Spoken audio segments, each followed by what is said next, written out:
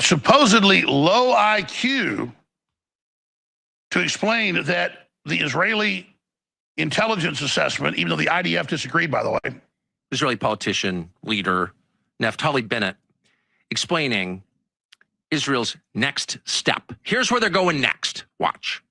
A new Turkish threat is emerging. I want to be very clear. Turkey and Qatar have gained influence in Syria, are seeking influence elsewhere and everywhere throughout the region. And from here, I warn, Turkey is the new Iran.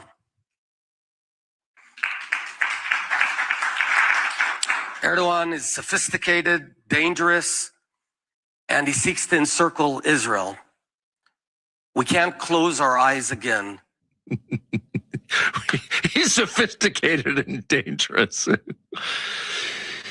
It's hardly an endorsement of Erdogan, the Turkish leader, hardly an endorsement of him to say, when Bennett says he's dangerous, what he really means is he's sovereign. We can't tell him what to do. We don't fully control him. We can influence him, and it's clear that Israel and Turkey did have some kind of relationship in the overthrow of Bashar al-Assad in Syria last year, just a guess. But the real problem with Turkey is that it can't be controlled. So it is therefore a threat to Israel. And again, not attacking Israel. That's true. Immediate, full, and unconditional withdrawal from all occupied Lebanese territories. Sustainable calm requires the full implementation of Security Council Resolution 1701 and unwavering respect for Lebanon's sovereignty and territorial integrity along the blue line. Israel is not just controlling our foreign policy, they're trying to get full control of the media, even more control of domestic policy to ensure on their flank their takeover of the Middle East and to make sure we join them in this. So this is the new world war being set up. We were supposed to pivot to deal with China. Nope, sorry. Israel says China can do whatever it wants. You work for us. It's a big deal. And if you talk about it, well, you're just anti-Jewish. What? Tucker is absolutely right. This is how big empires operate, and Israel is acting like an empire because it controls, to a great extent, the United States. They've got polls in Israel. The majority of Israelis want a greater Israel. They want half of Lebanon. They want large pieces of the rest of the Middle East. And if they think they can go take it, well, then, that's up to them. But we should not pay for it, and we shouldn't die for it. And so Tucker Carlson recently came out and said that Turkey and Lebanon are next. That's because not just Netanyahu's party, but the other major parties, the other two conservative parties, they make up the majority together, they're openly giving speeches. I played them a few weeks ago here, saying yes. They're even trying to start selling advanced real estate speculative contracts on once it's taken over, who will get first dibs on it. And so they're carpet bombing Christians in Lebanon, 30,000+ homes destroyed. And when you tune into the Christian, Zionist channels that are the dominant channels on cable, there's not a damn word about this, except Huckabee got asked about it a month ago by Tucker, saying, so according to your interpretation of Genesis, Israel can have the whole Middle East. And he said, yes, just take it all. You want to see the clip again? It is entirely fair for me with respect to ask, what land are you talking about? Because I just read Genesis 15, as I have many times. Mm-hmm. And that land, I think it says, from the Nile to the Euphrates, which is, once again, basically the entire Middle East. So God gave that land to his people, the Jews, or he didn't. You're saying he did. What does that mean? Does Israel have the right to that land? Because you're appealing to Genesis. Yeah. You're saying that's the original deed. It would be fine if they took it all. Okay. So you go take it all then. And I've seen Netanyahu's deputy and the leaders of the other parties say on Fox News, Turkey is the new enemy after we take down Iran. Well, it's got the biggest conventional military in NATO. And they just worked with Turkey, Israel did a year and a half ago, right before Trump got in, to take down Assad and put al-Qaeda in. So it's just, it's a disgusting mess. It's a black hole. It's totally insane.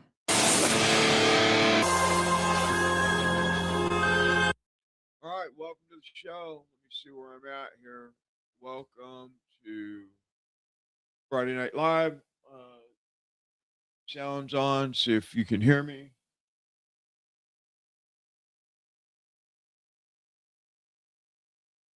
Check. Yeah, you got me. Okay.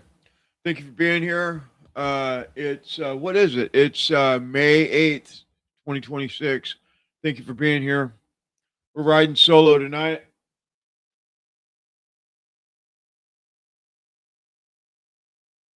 Doesn't sound right, so I'm just checking everything because that's what happens. We'll be going along here and we won't have sound, and I'll be talking to myself like I always do anyway. So,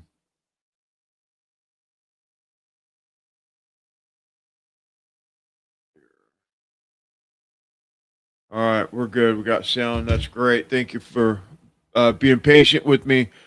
My sound guy's not here tonight. You know, the guy that keeps track of our sound. Anyway, thank you for being here. What do we got? We got a hell of a broadcast for you tonight. What do we have? We got some Israel, Iran stuff. We're going to talk about that briefly. We're not going to spend a whole lot of time on the debacle in Iran and Israel and all that stuff because it's just old news now. We are going to talk about some of the stuff that's going on in politics tonight for sure. We're going to talk about this COVID, the new COVID 2.0 that's happening here, uh, the Hana virus. We're going to get into that. We're going to talk about Bill Gates and his wonderful operation that he's running simultaneously right now. That's what their plan is anyway. They're trying to go for it again. It looks like we're going to talk about this UFO UAP unidentified you know non-human entities that all of a sudden we're waiting for the 8th to come along. So they're gonna this big disclosure about all this stuff about, oh, we're gonna be shocked about all the great stuff. Then you got pastors coming out talking about it's gonna all the Christians are gonna stop believing in God when they find out about all this stuff. I mean, it's crazy the stuff that's going on right now. And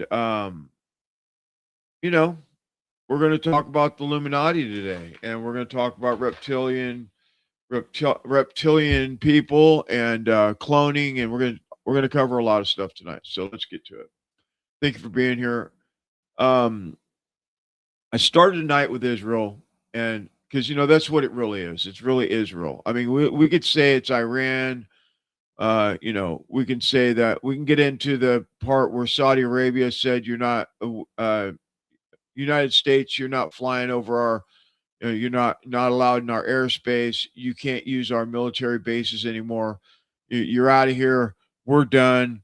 We're done with your war. Your war is causing too much trouble, and it's over. And they're pushing the United States to stop the that was weird. That was you need to stop your war of that you got going on, which is, we know it's Israel's war, but I mean it's beside the point. And Trump has came out today or yesterday, it might have been yesterday, maybe it was this morning actually, now that I think about it, talking about basically he'll just nuke them and they won't have to worry about being in a war with us anymore. So that's going on. So anyway, uh, it's interesting that we have this stuff going on, and we've completely forgot about stuff like the Epstein files and who killed Charlie Kirk and all the other things that are important. Because kind of like when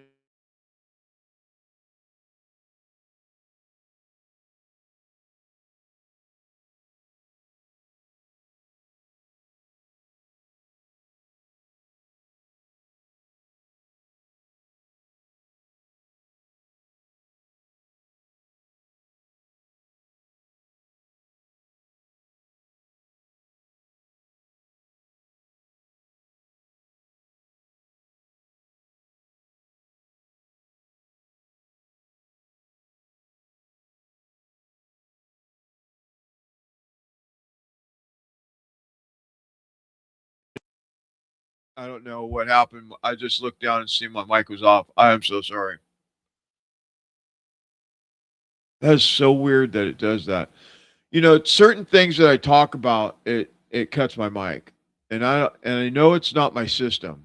So when I start talking about certain key words, it seems like my mic goes out. So we're talking about Israel, and I'm going to keep saying it. I guess I should say the blue and white country, right? So I guess if I speak in code, maybe that won't happen. But I seriously, I was right here, and all of a sudden I heard a click, and I didn't look down at my monitor, and it was just gone. And I'm not pushing buttons or anything. So I it's very possible. I mean, you know, nowadays I could tell you that they're all liars, they're all full of shit, they're all telling you stories that aren't true. Everything they say is some form of propaganda, um, conspiracy, lies. That's all it is. Everything coming out of the White House, everything coming out of every politician, everything coming out of all these people that are supposed to be our representatives, are all doing this thing where they lie to you. And I didn't believe it was that bad. I did not realize how horribly bad it is. I need to send this to. I need to real quick. I'm gonna send this to my moderator. I totally forgot to send him.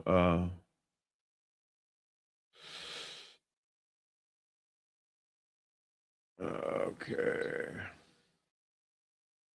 Just a second here.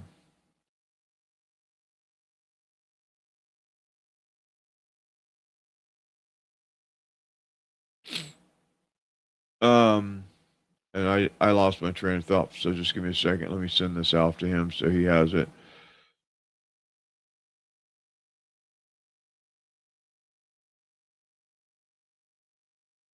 All right. So everything that happens nowadays coming out of the White House, everything that's happening with politics and the people that they're supposed to represent us.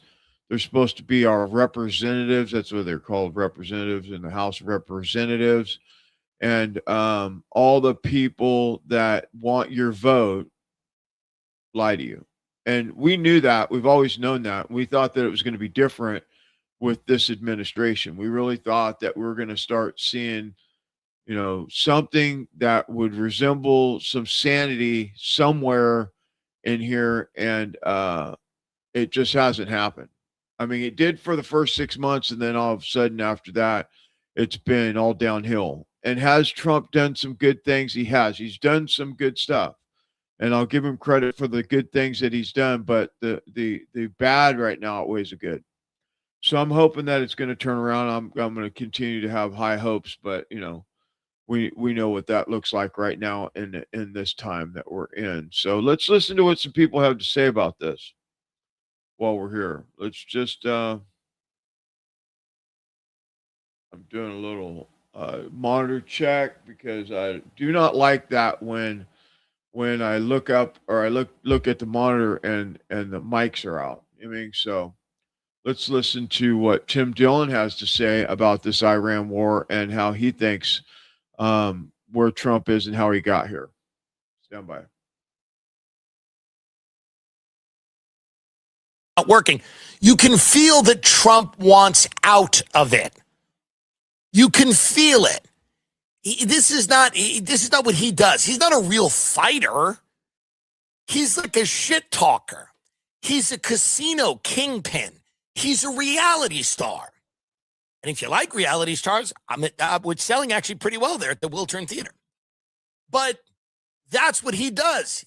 This is not Patton. He's not a general. He's a reality star. He's a shit talker. He's very comfortable in that game. Late night, firing off tweets at Elizabeth Warren, that's his game. Talking shit with Mika and Joe, Morning Joe, he's comfortable doing that all day long. No, a rally? Forget it. standing there for 3 hours talking extemporaneously off the cuff, he's all in. And that's what he does. This is not where he shines. And he feels uncomfortable. You can tell he's not happy about this because this is not what he does. This is also further reason you can feel that he was really pushed into this. He felt like he had to do it for whatever reason. But there's no way that he wanted to do this because this is not where he lives. This is not what he's good at. It's not what he's good at. Trump's the guy who was like walked around a military base, was like, or I believe Walter Reed, or it's an army hospital, and he was basically like, yeah, why do they do this? Like, because he doesn't get it. He's like, why would you go sacrifice for the country? He's like, don't you want to be rich? You get pussy? Like, he didn't get it. He doesn't get it. Like, that's who he is. So this is not a place where he feels comfortable. This is not what he does. So the idea that he wanted to do this, I think he was sold on it. He was sold on it, but he didn't know what it was because he'd never done it. Everything was like kidnapping Maduro or, we're going to kill Soleimani, this Iranian general. We're in, light touch, boom. I destroyed ISIS, whatever. Did he? One of them's running Syria. It doesn't matter. It's a light touch. No one. Yeah, and a good point. I mean, when you think about it, Trump was pushed into this war. And if we know anything about Donald Trump, President Donald Trump, is his ego is bigger than the House. His ego is bigger than the White House. We know that. So now he's in this situation where he can't get out of, and he has to look tough or else he looks weak. And he doesn't realize, maybe he does at this point. Maybe he realizes that the trouble that he's got us in right now is not a very popular thing. I mean, not just what I'm saying or you or, but all across the board, everybody's like, what in the hell are we doing? Why are we still in this war? Why are we doing this? And so one of the things that I see is when he's up there or when he's in, one of these, interviews or whatever, and they say anything that he doesn't like, instead of being a humble servant, like what you should be as as someone that speaks for the United States as government, president of the United States, you'd think you'd be a little humble along the way and say, maybe this or that or the other thing. But instead, he fires at him, just constantly fires at him with, like, he brings back that, I don't know if it's necessarily propaganda, but it's definitely tough guy attitude, ego. It's all ego. You guys are horrible and you guys suck and you guys all that stuff. And instead of taking a position of, yeah, maybe that happened, but this is what we're doing now, like some kind of being civil somewhere along the way, instead of just, a complete maniac all the time, maybe he'd be able to get to somewhere. But the problem the bigger problem is the people that are around him. And I still believe that. And is Todd Blanche doing some good stuff? I guess he has done a few things. He did arrest Comey the other day, and they Comey did go to jail. I don't know if it was book and release or what it was, but he did go to jail. We got a little clip on that here in a little bit. But when you think about what we're doing here, the news media is just going full bore about, they're either saying this is the best thing since sliced cheese, or they're saying that Trump's an idiot and he shouldn't be in office. That it's always the same thing. And I mean, SNBC, but you remember a couple weeks ago when I seen some clips where they were literally praising Trump for attacking Iran. That tells you right there that Trump was set up. That's what it tells you, because they would be saying the things that they always say about Trump as, orange man bad, but instead they're saying, oh, this is the best thing. Hillary Clinton came out a couple months ago talking about how great Trump is because he got in this war with Iran. that tells you everything you need to know, that they set him up and he's in this and he can't get out, because once your feet are in quicksand, it's impossible to get your feet out. And that's where we're at. So it'll be interesting to see what happens in the next couple weeks, because I think the deadline is coming up. I think we have 10 days left before we have to have approval to continue to turn this into a war, because right now it's an operation, it's not a war according to Department of War. It's just an operation that we're doing, and we're not literally doing surgery. We're just cutting heads off. That's all. So anyway, there was something else that when I seen Theo Vaughn talking about this. And, when I see Theo Vaughn, I don't see like your normal, uh, you know, media personality that's all pumped up and chesty and has to get their point across. He seems like the kind of person that you could actually have a legitimate conversation with, kind of like a Joe Rogan. Like, doesn't get all wound up, doesn't not all high on the horse about whatever it is. He just kind of is just chill, and it seems like you could really have a conversation with Theo Vaughn. And what he said, because remember a couple months ago, he was like talking about fearing for his life because he talked about Israel. They must have threatened him, because that's what they do, that they'll threaten you. And we're going to get into that too. We're going to get into the fact that how do I say this? That the Israel propaganda is really something. I mean, the Trump White House propaganda is something. Remember last week, or how long? I guess it's been. When was the correspondence dinner, a week or so ago? All those influencers came out talking about the ballroom right away. That tells you everything you need to know about the people that are around Trump, the people that the Trump administration is paying to say the things that they're saying. Either they're paying them, or Israel's paying them, or somebody's always paying these people to say the things that I'm not going to get into who it was, but all of a sudden, they start attacking. They come out and start attacking Alex Jones. They always attack Alex Jones, but conservatives, or I don't know what you want to call it. If you want to call them a MAGA. MAGA came out attacking Alex the other day. And I just simply said, you got proof of any of the bullshit that you're talking? Because all I hear is you behind your keyboard talking a bunch of shit about somebody that you ain't showed one thing to prove what you're saying. And this is what they do. They just push the propaganda.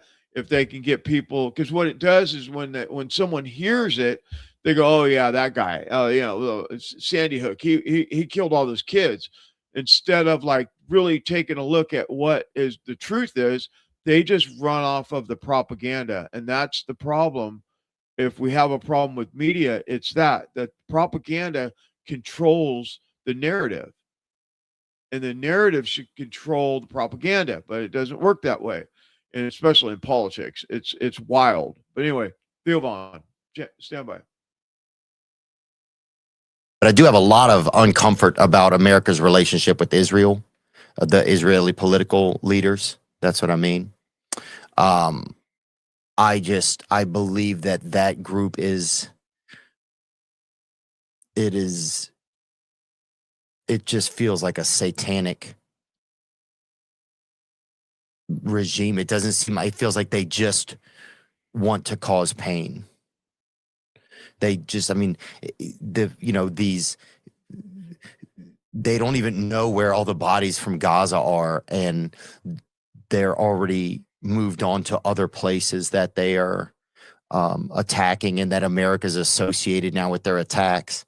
And I believe that will come here one day. I don't believe that the Israeli leaders, that they have any intention to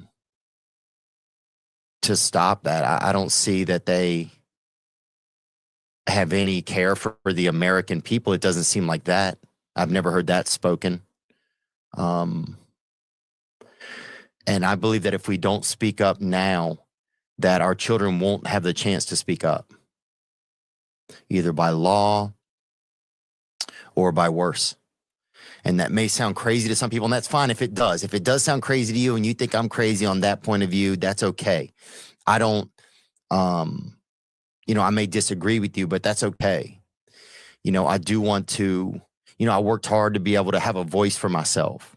And so I hope at least you just respect that, or I hope at least you just see that. Like, at least I'm trying to say what I want to say. And I don't understand our government's relationship with Israel's leaders and with Israel's government. I don't understand it. It feels like there's this war machine, and then our soldiers are put into these spaces, and they're just there to serve an America that they believe in. And it's no knock against them or anything like that. It's just, it just feels like it's causing a lot of pain and fear. And yeah, I don't understand I don't understand Trump's relationship. I don't understand our political, like, why we are so beholden to this government, this Israeli government that just seems to be obsessed with control. And it feels like bloodlust, like they just like, it's not enough. Like, after what happened in Gaza, I don't see how there could be any other view. Yeah, so I agree with that 100%. Whether you believe, whether you follow Theo Vaughn, or because there's a lot of people. Weird. The media is weird. The alternative media is weird because, if you don't like Candace, you talk shit about her. If you don't like Alex Jones, you talk shit about her. If you don't like this person or that person, instead of being open to an opinion, you just talk shit about them. And I just think it's horrible to do that. I think that we should all really take the good information that we get from wherever we get it from and use it to our benefit and leave the rest. I mean, because you know what? Maybe there's some stuff that I say you don't agree with. That's fine. You should be able to decipher what you want to believe. So that's what free country is about. It's about freedom of speech. That's what it's about.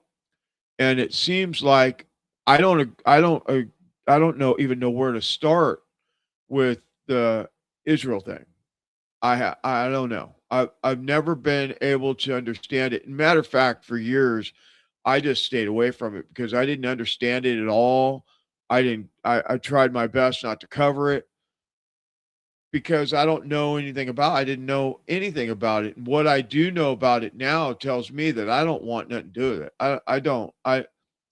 There's nothing that I see coming out of Israel that benefits the United States at all.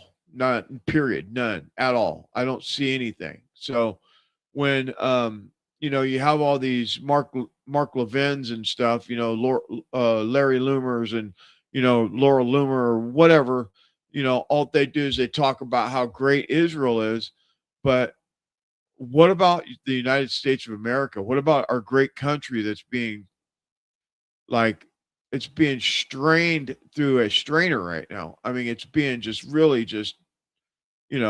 watered down. I mean, look at all the things. I mean, I guess I could make a list, and the list would be pages and pages and pages long because of all the things that are going on currently right now in our great United States of America.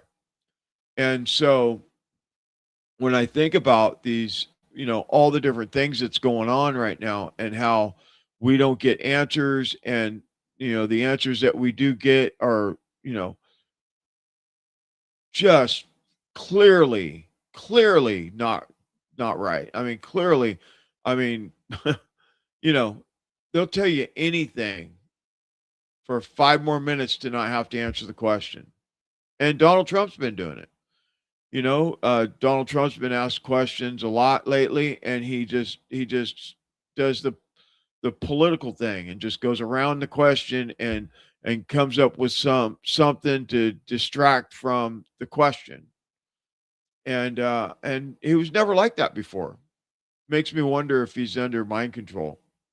I've covered that. We've talked about that quite a bit in the last couple months. I really believe that. I don't know if it was vaccine related or what, but I believe that there's a bunch of people that are under some form of mind control right now. I mean, there's no other explanation for what we see.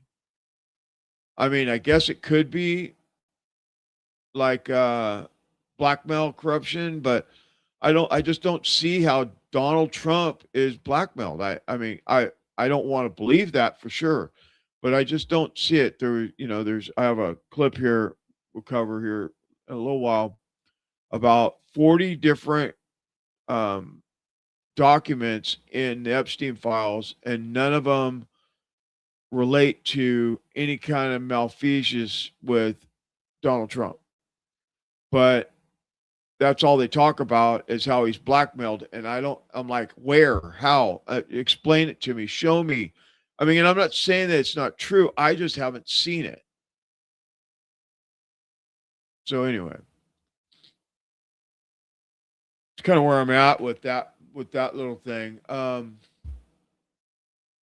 So I'm going to talk about Charlie Kirk for just a minute. It's there's a lot of talk going on about this Charlie Kirk thing right now. A lot of different things. And I'm not sure, like, do I have that? I don't see that clip. Let me see here. Oh yeah, I got it. Something it's not lining up for me. And I try to do my best to be open to new possibilities. I really do. I try my best to be open to, other things than like what everybody's saying, and kind of look at it from a different perspective a lot, because I've heard all the different things. Like, you remember when they were talking about, you had people that are experts maybe, or military type experts that were saying that the 30-06 was a possibility, when there's no way. I mean, there's no way. I mean, a lot of different people have done every kind of test about, about the every kind of test about different charges and different shit, bullet types and all that stuff, and there's been nobody that could even get it close to what happened to Charlie. And then, I think in when was it? March, when they had the hearing in March for Robinson, they said that the bullet didn't match the gun. So that threw that whole thing out the window. But let's listen to what this chick's talking about. It's kind of conspiratorial, but you know what? We're just going to do this stuff. How do you get to the truth? You got to sift through all the stuff to find out what you're missing. So stand by. Greetings from snowy Buffalo. Well, research I brought to you yesterday regarding Brian Harple and the getaway driver, Justin Davies, on September 10th, 2025, how they were business partners in this consolidated training group.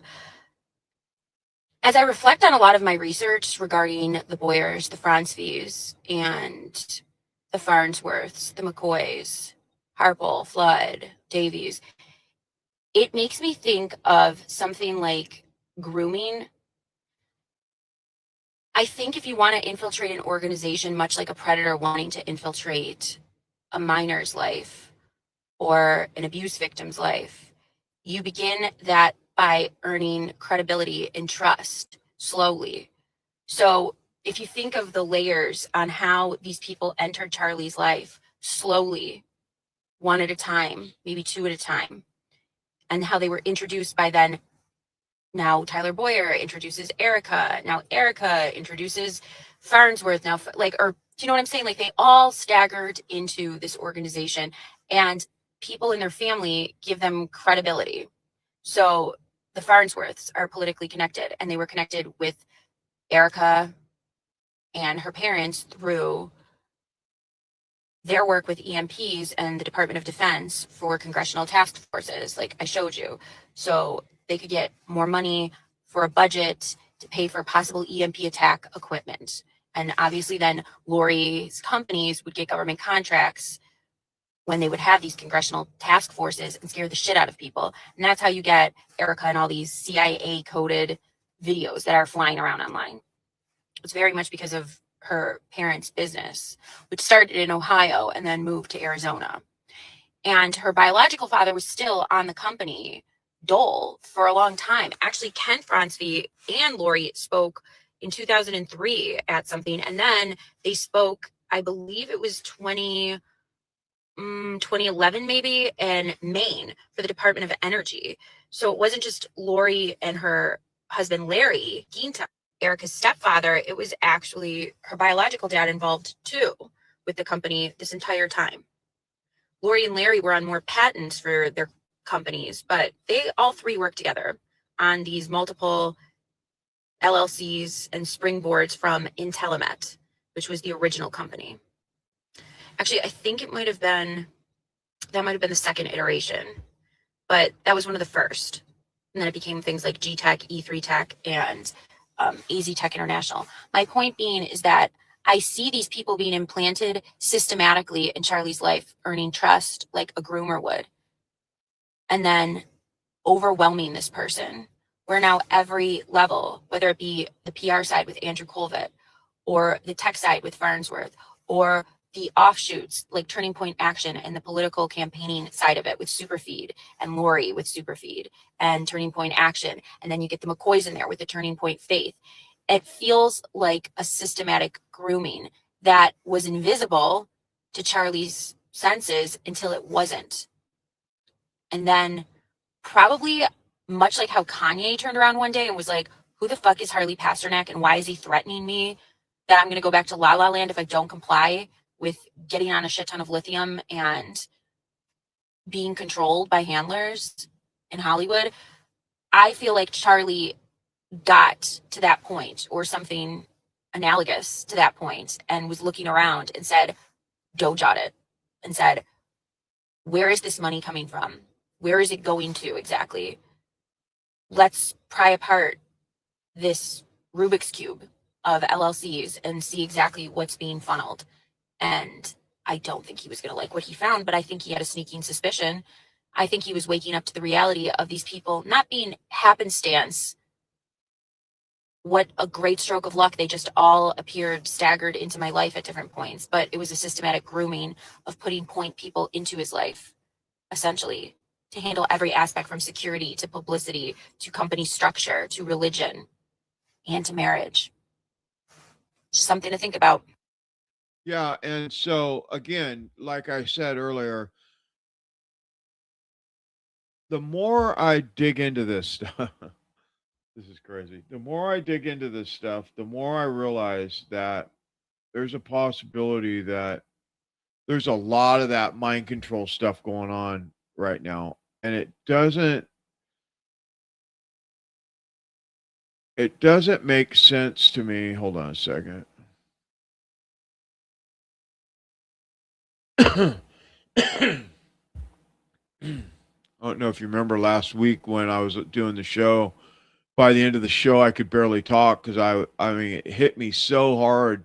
Like, it came on. I don't know. I think I was doing prep work before the show, and then all of a sudden it hit me, and my throat was starting to close up. I ended up sicker than shit. Like before the end of the show, I could barely almost talk, and I'm still a little bit working on getting my voice back. I mean, done a couple shows since then, but I mean, it's been a struggle.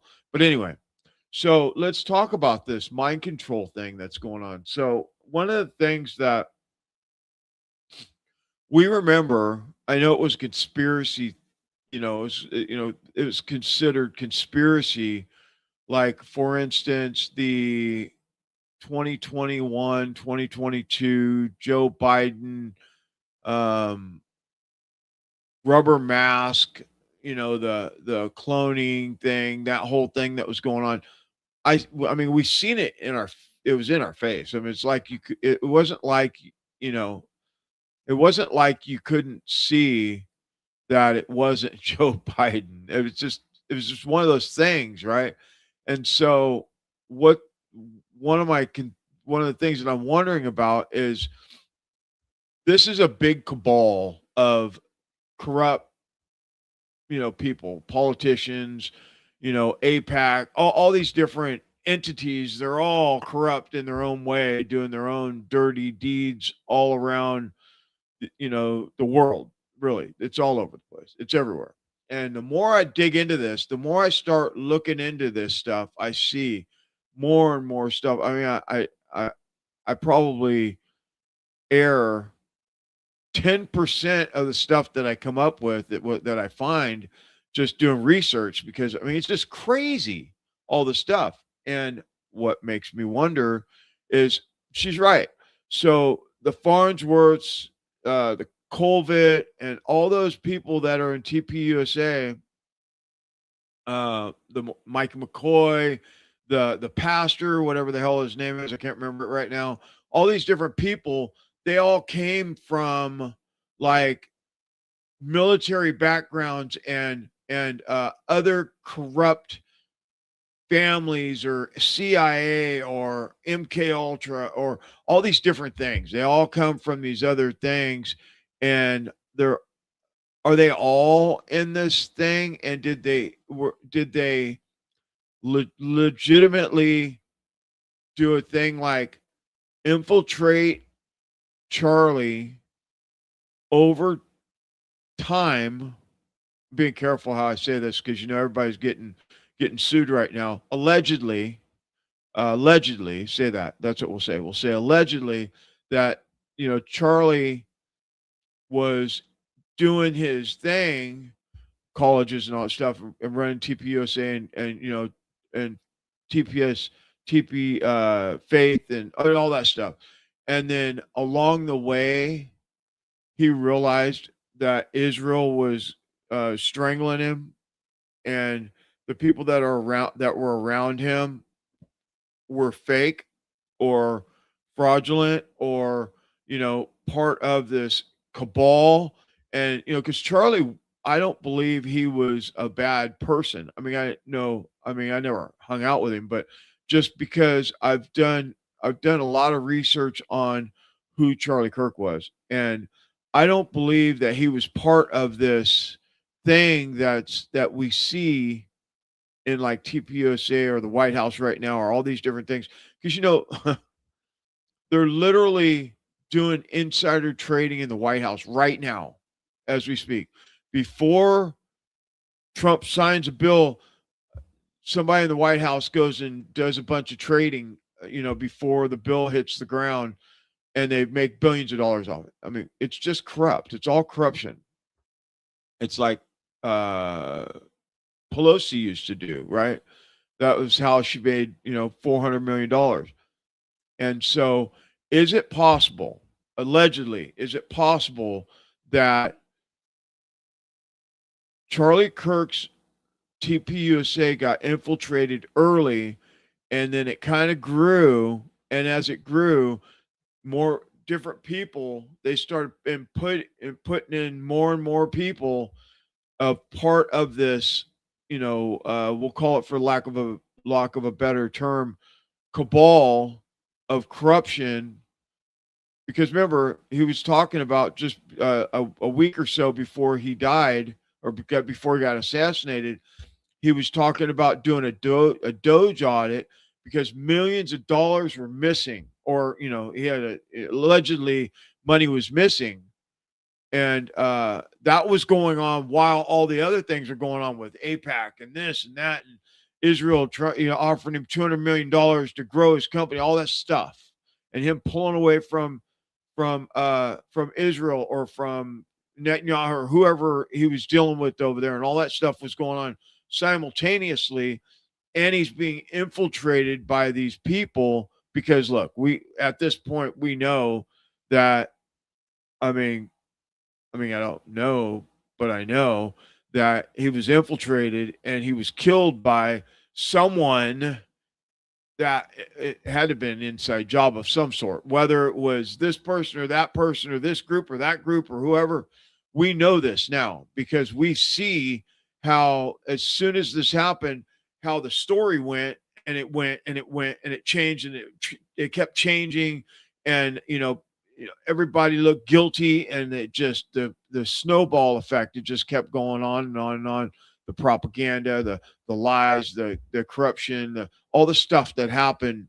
If you remember back when Charlie was killed, and is it possible that he was like, oh wow, these people that are around me are the ones that's going to kill me? Because he did. Remember, he sent text messages out to his closest friends, or about, I think they're going to kill me, or they're going to kill me, or whatever the messaging was, right? Is it possible that that's why Charlie was killed? I mean, allegedly, it could have been anybody that was close to him or not, right? I'm just using, kind of using a theory here, allegedly. The same thing is happening right now in the White House. Whether it's, and it might not be the same exact thing but if you look around the White House, the people that are there, like look at Letnick. Telling me that Trump did not know what Letnick's background was, and now he's his head advisor over tariffs. I don't know. That's the questions to ask. That's why I'm asking these questions right now. I just kind of want to know what you think. You got to think about it. Like, what are we really looking at here? Like, because it sure did go way fast, and even though people are still talking about the assassination of Charlie Kirk and all the weird things that's happened since then, whether it's the Erica Kirk thing or the Harpel thing or the Mikey McCoy thing. I mean, there's so many things that are just don't make sense. Is it possible that he was infiltrated, and that's exactly what happened, and he found out that he had been infiltrated, like people were, around him, that he found out that we're not the right people? Because look, there was a campaign that went out right away to shut people up about like Erica. I mean, no, like Candace. Right away they came after her and to try to get her to shut up, and other people too, because they were digging into why and how and what happened to Charlie Kirk. So it's just a theory, and I'm going to keep digging into it. And I bet you we find something when we keep digging. We got to just keep digging and looking. But let's keep going. Is Erica Kirk under mind control? I have a theory about that too. But let's play the clip first. I'll be right back. Erica Kirk, like everyone's pounding on Erica Kirk right now. And I would say have a tiny bit of sympathy, not because of the widow thing, but because she's most likely doesn't have a say in what she's doing. She was very early on in her life.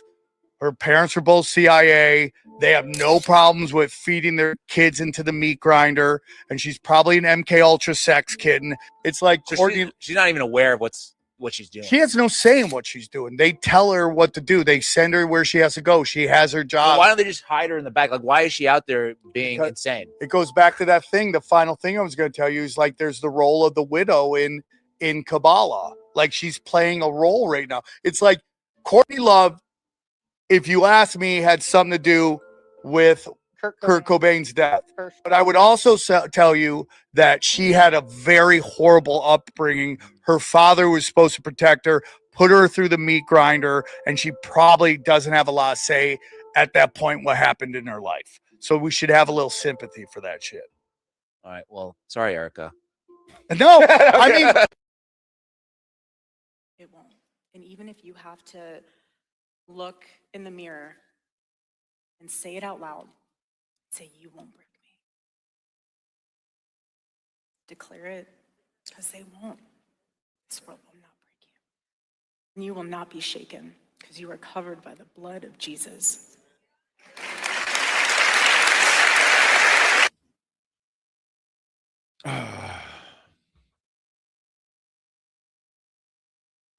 Those eyes, dude. Those eyes. Those eyes. Those eyes, man. I mean, yeah, I don't know. So,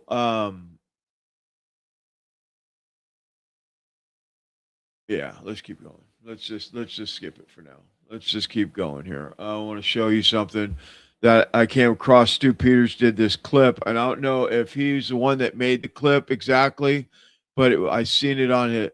He had played it through his channel, and it's like what we're all saying. It's exactly what we're all saying. Stand by.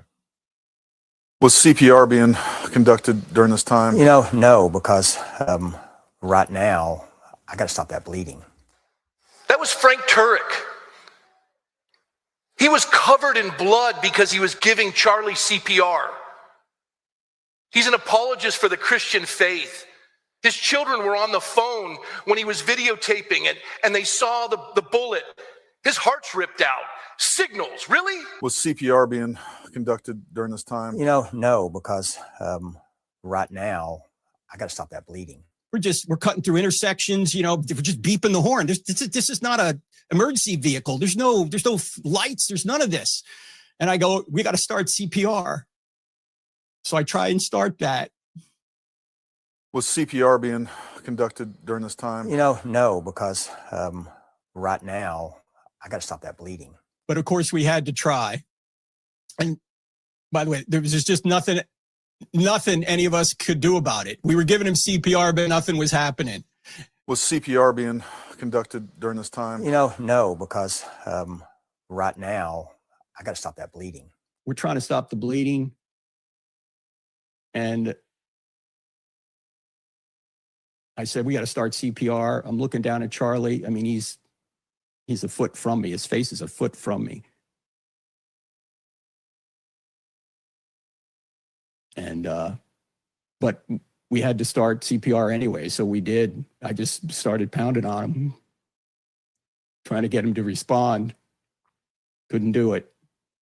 Was CPR being conducted during this time? No, because right now, I got to stop that bleeding. We drove 4 miles yanking and banking to the hospital with the door open. To this day, I don't know how Brian stayed in the car, but he's administering first aid. Rick has basically Charlie's head on my left, administering first aid, and I'm over the back seat looking down at Charlie trying to do CPR.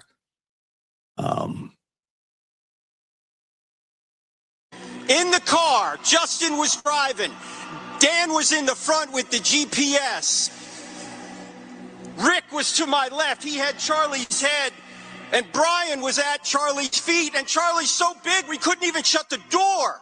He's so tall.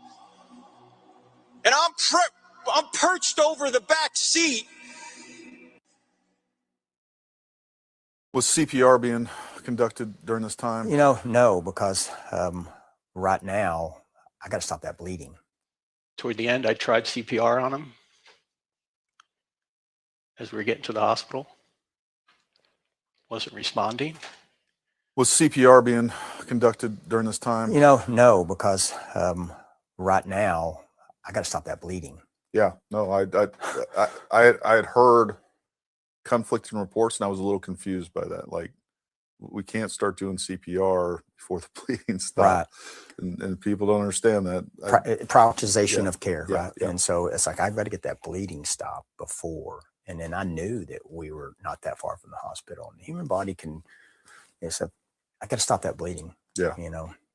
Yeah, I just got to stop the bleeding. And so that was my primary.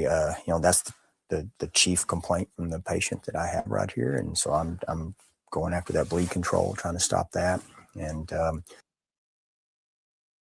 Yeah, so doesn't make sense to me. And why is a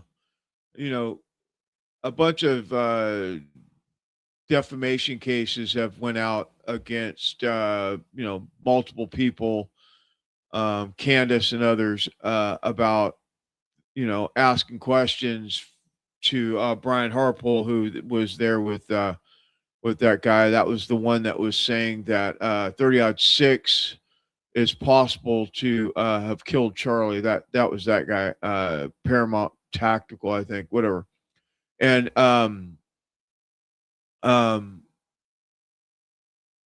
you've seen the layout. Why is it just because? I mean,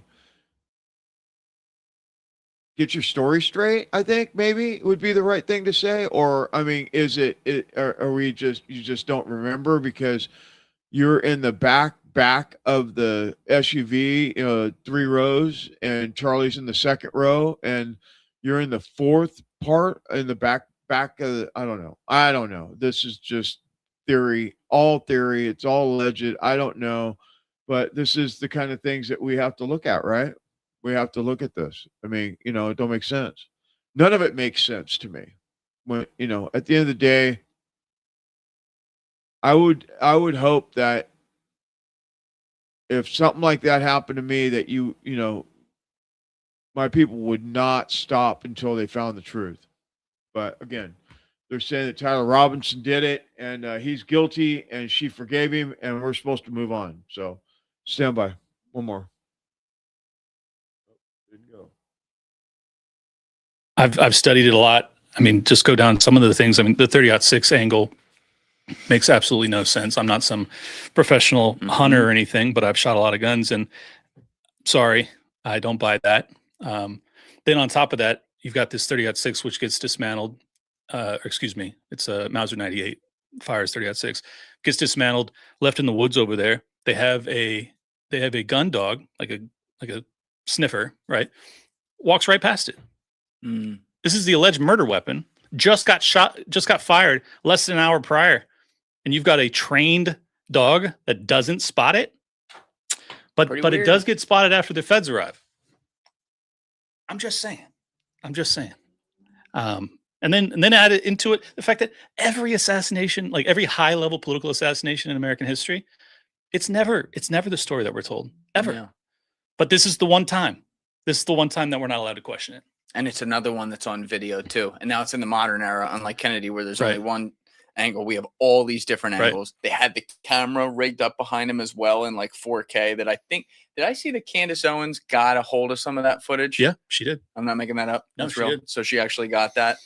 And it looks strange. And look, because at 30, again, I'm going off of the really smart gun guys that know a lot more about that than I do. But most of those guys that I've either talked with or heard break it down, who I don't know online, they're like, it would have blown, it literally would have taken at that distance his head off of his neck. There would be nothing left. Well, hey guys, 3 quick things. Number 1, if you haven't subscribed, please subscribe. It's a huge, huge help. Number 2, if you'd like to join my Patreon for early uncensored releases of the full episodes, you can join via the link in my description or in the pinned comment below.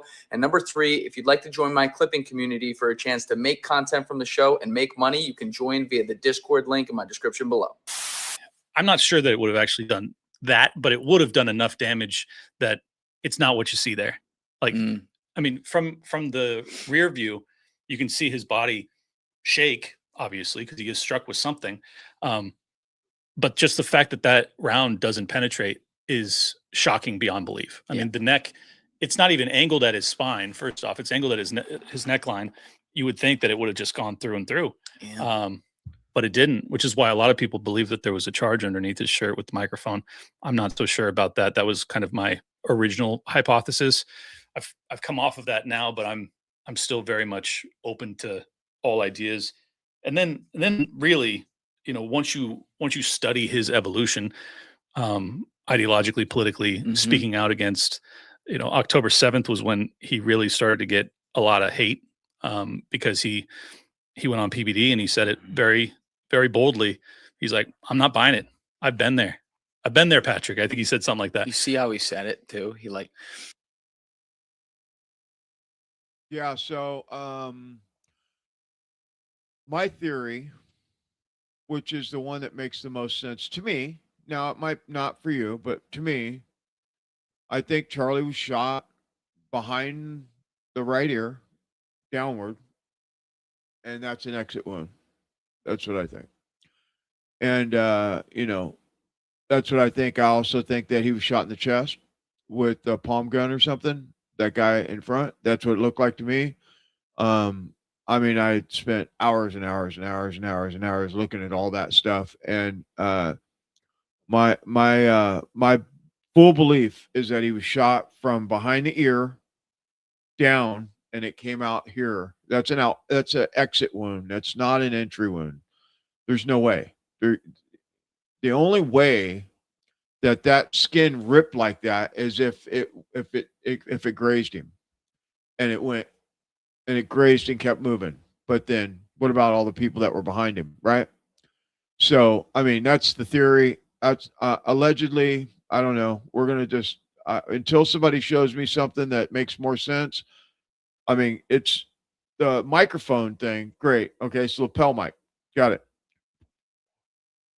When Candace showed the rear shot, the lapel mic was still on his shirt. So if it was a shaped charge, whatever they call it, shape charge or whatever it's called, I don't know the correct terminology of it, it would have blew it off, and it was still on his shirt when he was down. So yeah, that I don't buy that. And as and I respect all the people that have that did the theories, all the different types of theories on all the different things. And the one that makes the most sense to me is the one that Ty did, and where he was shot from behind. By the way, 239 or 240, I don't know. I think it was 239, episode 239. I broke it down in detail really well. At least I think it was really well, but for my capabilities anyway. And so you might go back and watch that and tell me what you think. But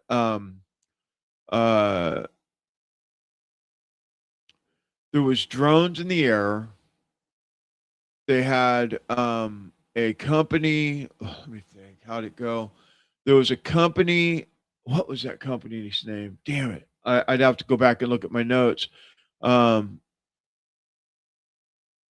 was a company that it's the only company in the United States that has drone capability from a manned aircraft to fly drones out of a plane with a rifle on the drone. And again, I showed it. It's the same thing that they used at October 7th when that stand down happened in Israel. It's the same thing. Okay. And so, or Hamas or whatever it was, whichever one it was, it's in the video. If you go back and look at it, it breaks down really well. Matter of fact, I probably should pull that out of that video. This video is like 3 hours long, and just do that, that one segment by itself. I probably should do that, but I'm one man operation here. It's kind of hard to do all that and raise children. I have young kids, so anyway, but that's what I think happened. Now, that's a whole nother investigation that needs to be done on who did it. Okay.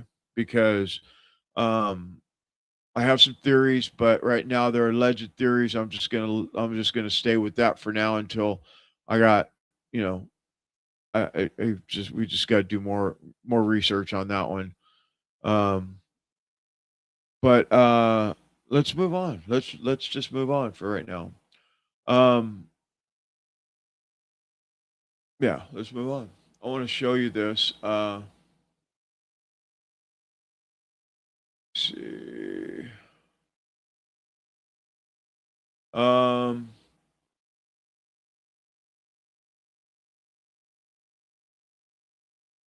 Magnosphere. You know about that? An urgent warning of the magnosphere. Let me play this clip for you real quick. Stand by. So why did the people of the Maya likely have to leave? Because their area, which was tropical and wet, became more like Mars because of this SAA effect. Mars is the next best example to show you what happens to a planet when you lose your magnetic field. What happened is that it lost its magnetic dynamo, and when it loses its magnetic dynamo, the solar wind strips the atmosphere completely off it. That's the worst case scenario. That is a true cataclysm. The worst case scenario would be Mars. Could we face an event that's just like the Mayas, that there's going to be places on Earth where we won't be able to live because it won't be safe to do it? One of the globalists who works in media named Elizabeth Colbert, she used to work for New York Times and one of the magazines, New Yorker, I believe. She wrote a book about 10 years ago called The Sixth Extinction. There's going to be different places on Earth that we're going to have to seek to go to so that we're able to do the things we do. Nature's not going to lie to you. The media will. The scientists will. We know from past events where this is going on. How accurate are you? How are you modeling where you think is safe? Let's get into it. Well, the simple way to do it is to use magnetometers, and there's lots of different magnetometers to do it. But the single most important thing for all of us is we need to get the swarm data, which is 3 satellites that the European space authorities use to manage the SAA. Because what's happening?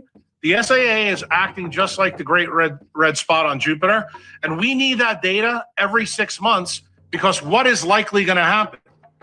As the pole is run to Siberia, we need to know what the effects are in the southern hemisphere and the mid latitudes, because what does it mean? It means there's going to be really good places, good zip codes, and bad zip codes. And there's not going to be any rhyme or reason to how this goes. Why? We have to pay attention to the thermal haline currents. We have to pay attention to the arthropods, the birds, the bees, and the fish. I've been on air 32 years, and I remember early on reading mainstream news articles and New Scientist, the nightly news. The magnetic field started changing, and also the pole started moving from where it had been. And people can see this on compasses. And then you've got all the famous clips of Democrats and globalists saying the world's going to end in 2030 and all this. And they say that to create fear, to make you not have kids, make you give up. They tell you you're killing the earth, all the rest of it. But there are big earth-changing events. They thought it was every few million years big comets or asteroids hit the earth. But now that we have satellites, they can see the scars of giant comets and meteor blasts all over the earth. You see the moon, you see them stand out because there's no foliage, there's no water, there's no erosion. But on the earth, now that we have the satellites, we can see that we get hit a lot more often than they thought. That's just one example. What are the globalists getting ready for? Why is the pole moving so fast? So most of the viewers out there need to understand that when climate change is used in the media, it's basically an acronym for magnetic shield failure, because that's effectively what it is. The climate isn't changing, but the magnetic field is. Last time the magnetic field truly collapsed, life was simple. There was only 2 domains of life, bacteria and archaea. This went from about 1 billion years ago all the way up to the Cambrian explosion. What does this really mean? As the magnetic shield of the planet weakens, it allows the solar wind to get closer, but it also allows the Van Allen radiation belts to get closer to Earth. What is the impact of that for biology? Anything that lives on the surface or in the crust, which is the oceans, is going to be heavily deuterated. What does that mean? Deuterium is an isotope of hydrogen. The hydrogen that we are racist to in our biology is protium, which is light hydrogen. Deuterium has an extra neutron on it. And then the third isotope is called tritium. Tritium is radioactive hydrogen that usually, from all the teaching I've done all over the world about this, I tell people you don't really have to worry about tritium because our magnetic shield takes care of it. Well, that's all well and good until the government released some data after this paper came out last June. The USGS surveys show that the magnetic pin that used to be in Canada has moved faster in the last 15 years than it has in 320 million years on Earth since mammals evolved on the planet. Let's be clear. That's listeners like, is that even true? No, it's mainstream news. Anybody can register it. The poll is moving very quickly. Yeah, it's moved from Canada to Siberia. So that's the one fact that anybody can go and look at.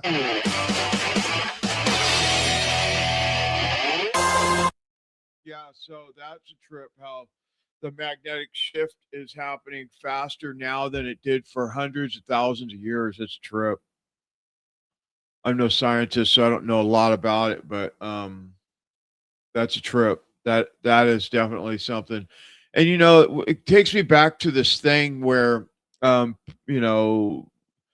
talk about Alex Jones, and you talk about the all the different people that he has come on his show and give you this great information. And if you don't know, because I had somebody today actually say something to me about what happened to InfoWars, and I was like, well, InfoWars is on the air. Their URL is AJN Live now, or Alex Jones Live, or AJN Live, on all the platforms, and ajnlive.com is their website. And I thought I'd mention that because a lot of people don't know how to find Alex Jones because maybe they didn't pay attention when all this was happening, but he's on the air and he's under ajnlive.com, and that's his website. And he, his reports and all that stuff, all his what is it called? His investigative reporter reports and all that stuff is all on ajnlive.com. So if you're looking for Alex Jones, that's how you find him. All right, where was we? I know where we're at. We're right here. This is what we're talking about. So the farmers have been talking about this for a minute. Let me get my notes here.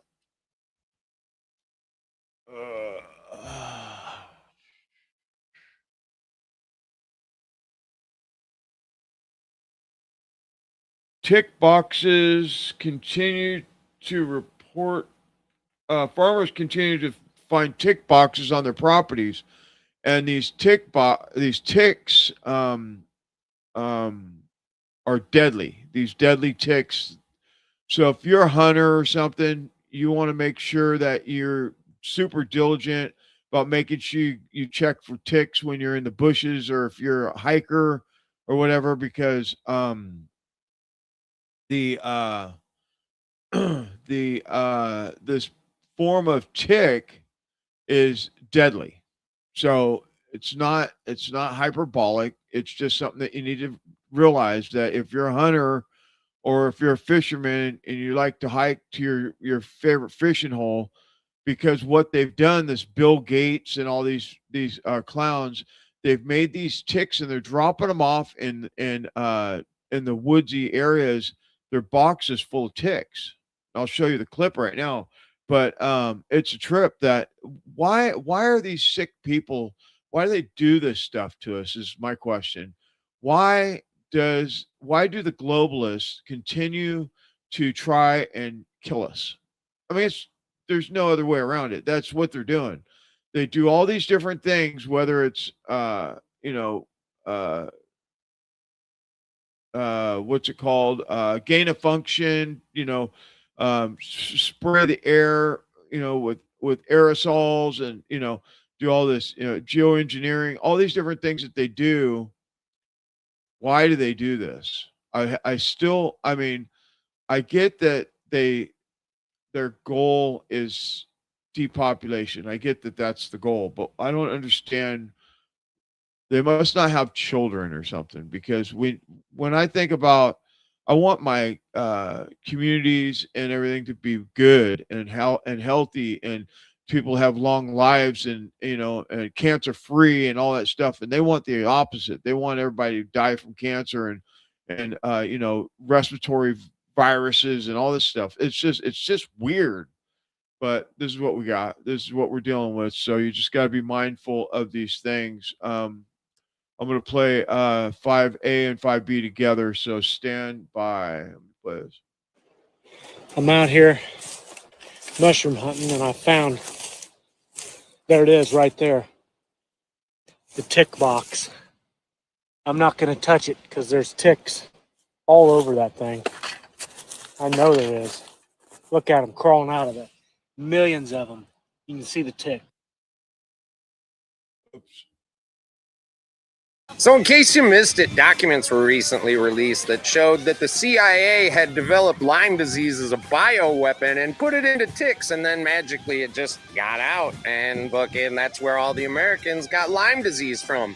Well, now they have also bioengineered some other fucking tick-borne shit, alpha fucking whatever. But the Lone Star tick, this tick with this little white spot on its back, if you're bitten by one of those, you're going to become allergic to beef, and then you can't eat beef anymore. And then the only thing you're going to be able to eat is Bill Gates' lab-grown 3D printed meat that's not meat. It's actually just cancer cells. So you just have to eat fucking Bill Gates' cancer meat.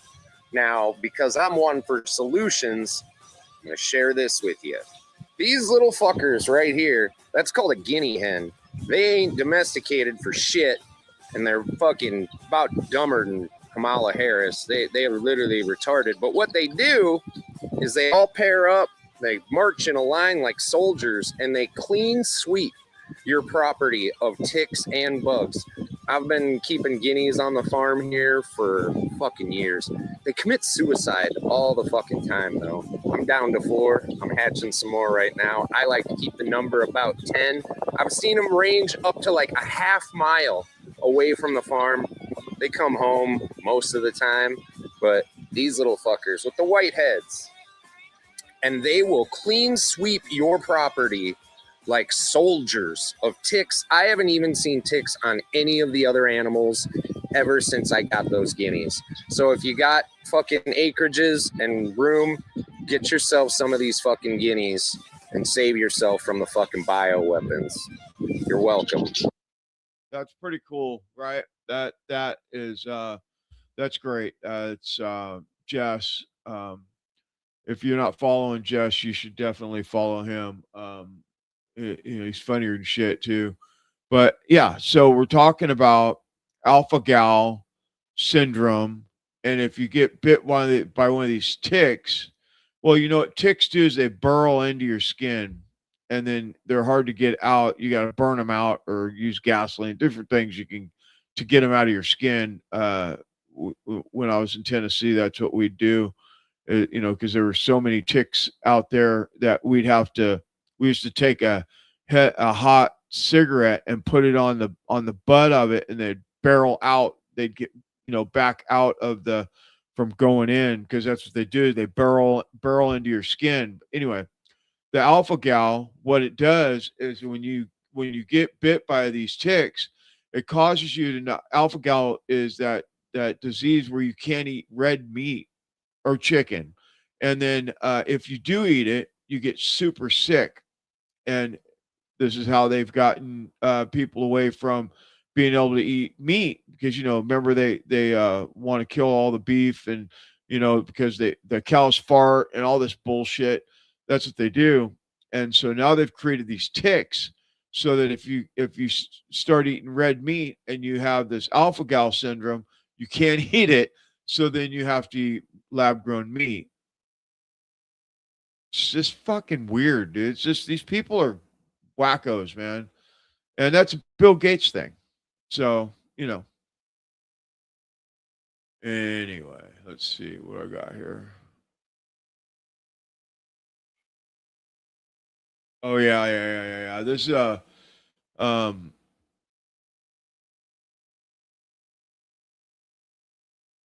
this is some more fun stuff from Bill Gates. Stand by.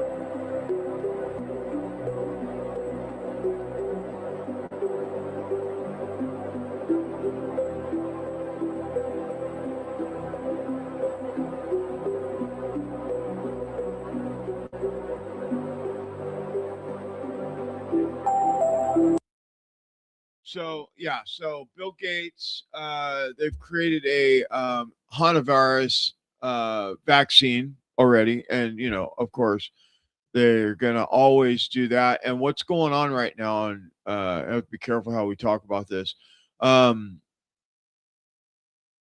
They've created a vaccine for the outbreak that's just reached, the world, and so it's funny how they have the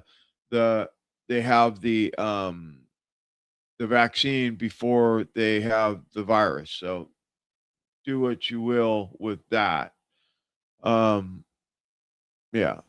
do what you will with that. Well, stand by just for a second here. Let me see where we're at. Stand by. What's up, everybody? We got breaking news. The hantavirus that is in the news cycle is the new mind control campaign, and it is all fake. It is all a lie. There is no actual hantavirus that is going to resemble a so-called pandemic. There are no pandemics. They're all fake. They're all nonsense. And it's because they've never actually isolated a single virus in the history of the world. Coming from a Pfizer whistleblower perspective, who worked on the formulations of the COVID-19 vaccine from March of 2021 through April of 2022. I am a whistleblower. I have sent whistleblower affidavits. My website is justintegrity.net. That's because I'm here to tell you the whole truth and nothing but the truth. The agenda behind this next virus is most likely going to be linked to some form of travel restrictions and some form of vaccination efforts, and really looking to lock down people again, and they're going to try and spin it so that people buy into their mass surveillance grid agenda, whoever they are. The reality is, there is no virus, my friends. They use cartoons to depict these viruses. They might as well put Santa or the Easter Bunny or the Tooth Fairy putting money under your pillow and call that a virus. Because the reality is, they've never proven this, and now this hantavirus is all over Twitter, it's all over Instagram, it's all over TikTok. The whole thing is fake. It's an entire fraudulent hoax. Wake up. Tell everybody you know that we do not comply. We will not wear masks. We will not take a mass vaccine that is somehow being pre-planned by Moderna in 2024. We will not comply as humanity. That is my whistleblower statement. Justin Leslie, signing off. And it won't be the last pandemic. The next one could be far more severe. I mean, this one, it killed millions. It was awful. We got the vaccine. Actually, President Trump's leadership was a factor in getting that out quickly. And so when I spoke to him, I said, okay, here's some other medical innovations, including a thing called an HIV cure that could be accelerated. So, we should be more prepared both for a pandemic. I'd say that's still number one. You can worry about nuclear war. You can worry about AI. This There's sounds like plenty to worry about. But do you overall, sleep I'm at an all? optimist. Okay. No, I mean, it's up to the government to think ahead on behalf of the citizens. Yes. So, pandemic, there's a lot that we should be doing that hopefully we'll get our act together before the next one comes. Overall, the innovation in health, both in the developing countries, the rich world, I love being part of that. I was reading, though, that you said the next pandemic you are predicting within maybe 25 years. Is that Certainly accurate? we'll have one in the next 25 years. There's even some pathogens out there that we're watching over right now. Bill Gates is a doctor, right? Yeah, he's a doctor, right? Of course he is. He's a doctor, scientist, right? So probably gonna get nuked for that. It's okay. We're good. We'll do what we gotta do. We gotta make sure that we get this information out. Now, the captain of the ship of the what was it called? The cruise ship that this whole thing came about from is said that something happened on the ship or whatever, but it was natural causes, but they've turned this into big old hype. So let's listen to what he has to say. One of our passengers sadly passed away last night. Tragic as it is, it was due to natural causes, we believe. Whatever health issues he was struggling with, I'm told by the doctor, were not infectious. So the ship is safe when it comes to that. Yeah, so that's what he says. And then there's probably a community note on it by now saying that that's not true, because the push is to push this, definitely to push this out. They're not backing off for sure. So I think what will happen is if enough people continue to push that this is not something that we're going to go for, it'll go away. But if we just sit around and wait for them to do it, then it will happen. We know how they operate. So anyway, want to be careful on YouTube because they don't like us, this is allegedly, and it's not medical advice, but they love to take us off the internet. So just be mindful of what you let in your brain around this kind of stuff right now. That's what I want to say. All right, stand by. Let's take a little break here and remind you of what we got going on in California. Stand by.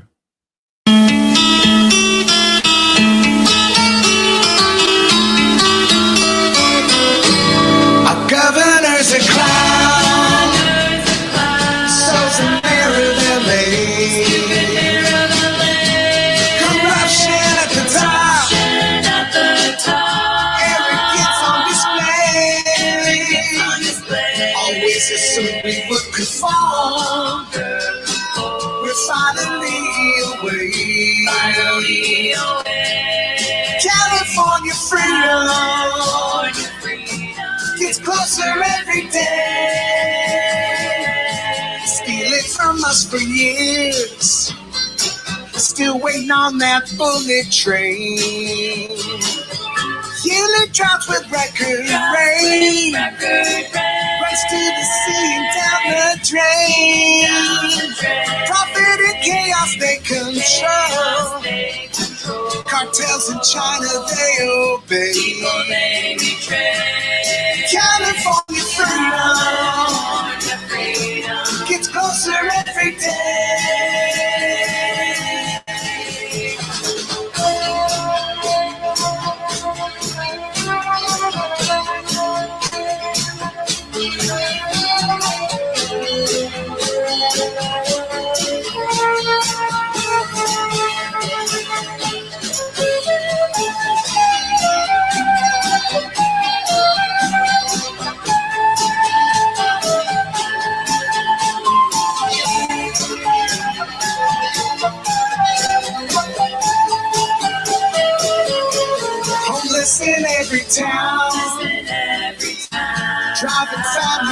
away. Driving families away. Hard to take a walk. Communities in decay. It's time for law and order. Communists are to blame. California freedom gets closer every day. California freedom gets closer every day. California freedom gets closer every day. I am so sorry.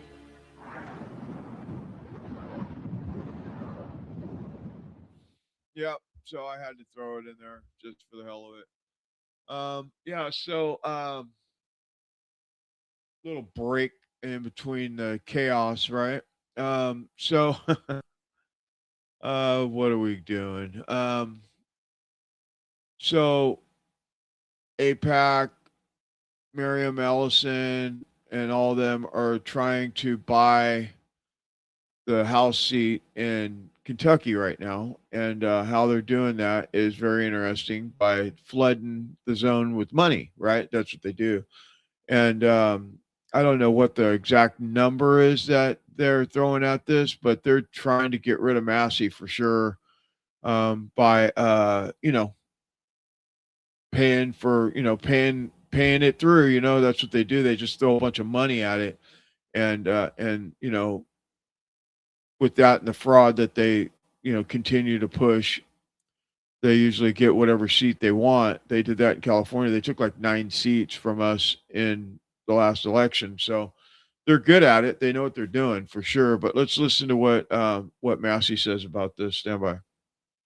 And so just to frame the conversation around that idea, what was your margin of victory in the last race in Kentucky? In the last race primary, I got 75% of the vote. There was somebody that got 13% and somebody that got 12. 75% of the vote. And in the race before that, I got 76%. And then the race before that, I got 81%. 81%. Now, the race with the race you get 81%, you were already having conflict with Trump at the time, right? Yeah. At the time, he was saying to throw me out of the party, called me a third-rate grandstander, to which I claim I'm at least second-rate. Fair. So I'm going through this because I think it leads to today, and it makes a really interesting point. So what is the current polling in your race? It's a single point lead for me. It's not very fluid. They've spent $10 million against me. And when I say they, I hope we get into they. Yes. And it's going to be close. It's just going to be, the result is going to be based on who turns out. So it was 81% margin, 76, 75, like full on blowouts in the Republican primary in your district in Kentucky. And now it's within a couple of points and you could lose. Correct. And the difference is they have spent $10 million against you. So I don't think anyone would dispute that. That's the difference. The money poured into this race from outside of Kentucky is basically pushing you to the point of almost losing, and you may lose. Where'd that money come from? Well, it didn't come from regular people. It's come from billionaires, and 95% of it, at least 95%, has come from the Israeli lobby. So I'll give you their proxies. The RJC, which is the Republican Jewish Coalition, AIPAC, the American Israel Public Affairs Committee, Miriam Adelson, Paul Singer, and John Paulson went together. They funded a PAC called MAGA Kentucky, which is neither MAGA nor Kentucky. But when the ad any of them live? Who are those 3 people? They have been, Miriam Adelson is the gambling magnate who ironically makes money from the Chinese now gambling and not in Las Vegas. And so she's much. literally an Israeli. Yeah, she was born there. Yep. She's given over $200 million to the president. He puts her on the stage. He says that she's influenced his own policy and attitudes toward Israel. And so she's trying to buy a congressional seat in Kentucky, along with the rest of these groups that are probably, by the way, getting her money as well. Yeah. So, yeah, it sounds like they're stealing that seat. They're going to just buy it up. I mean, politics is so washed up. I mean, it used to be different, but nowadays, if they don't want you there, that you're not going to be there. And it sounds like he's going to lose his seat because he's, probably the only real conservative House member there is that I know of. I mean, I can't think of anybody else that is, believes in small government like Massey does. I mean, it's true. It's very interesting for sure. But I have one more. This one's kind of heartbreaking when you think about it. That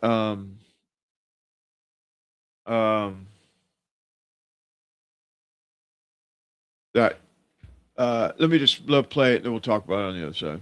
Lauren Boebert, they took her over to the Situation Room, right? Like, this is where, if they're trying to kill or capture Osama bin Laden, this is where they are at the White House. They took her into the Situation Room and tried to whip her into taking her name off of the discharge petition.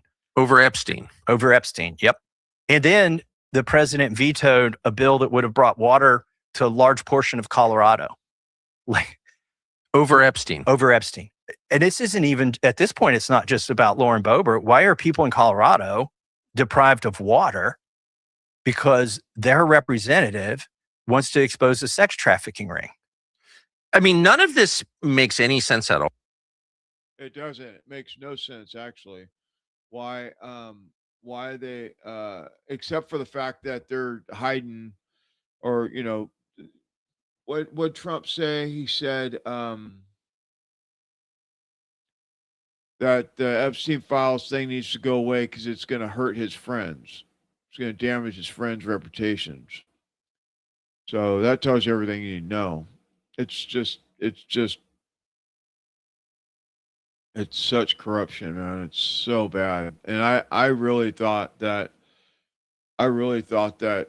Trump was going to do good by us, you know what I mean? And I'm shocked that this is where we're at. And it gets worse than that, because now we have Eric Bolling talking about the conspiracy and the RICO charge that should be put on the people that have created this $40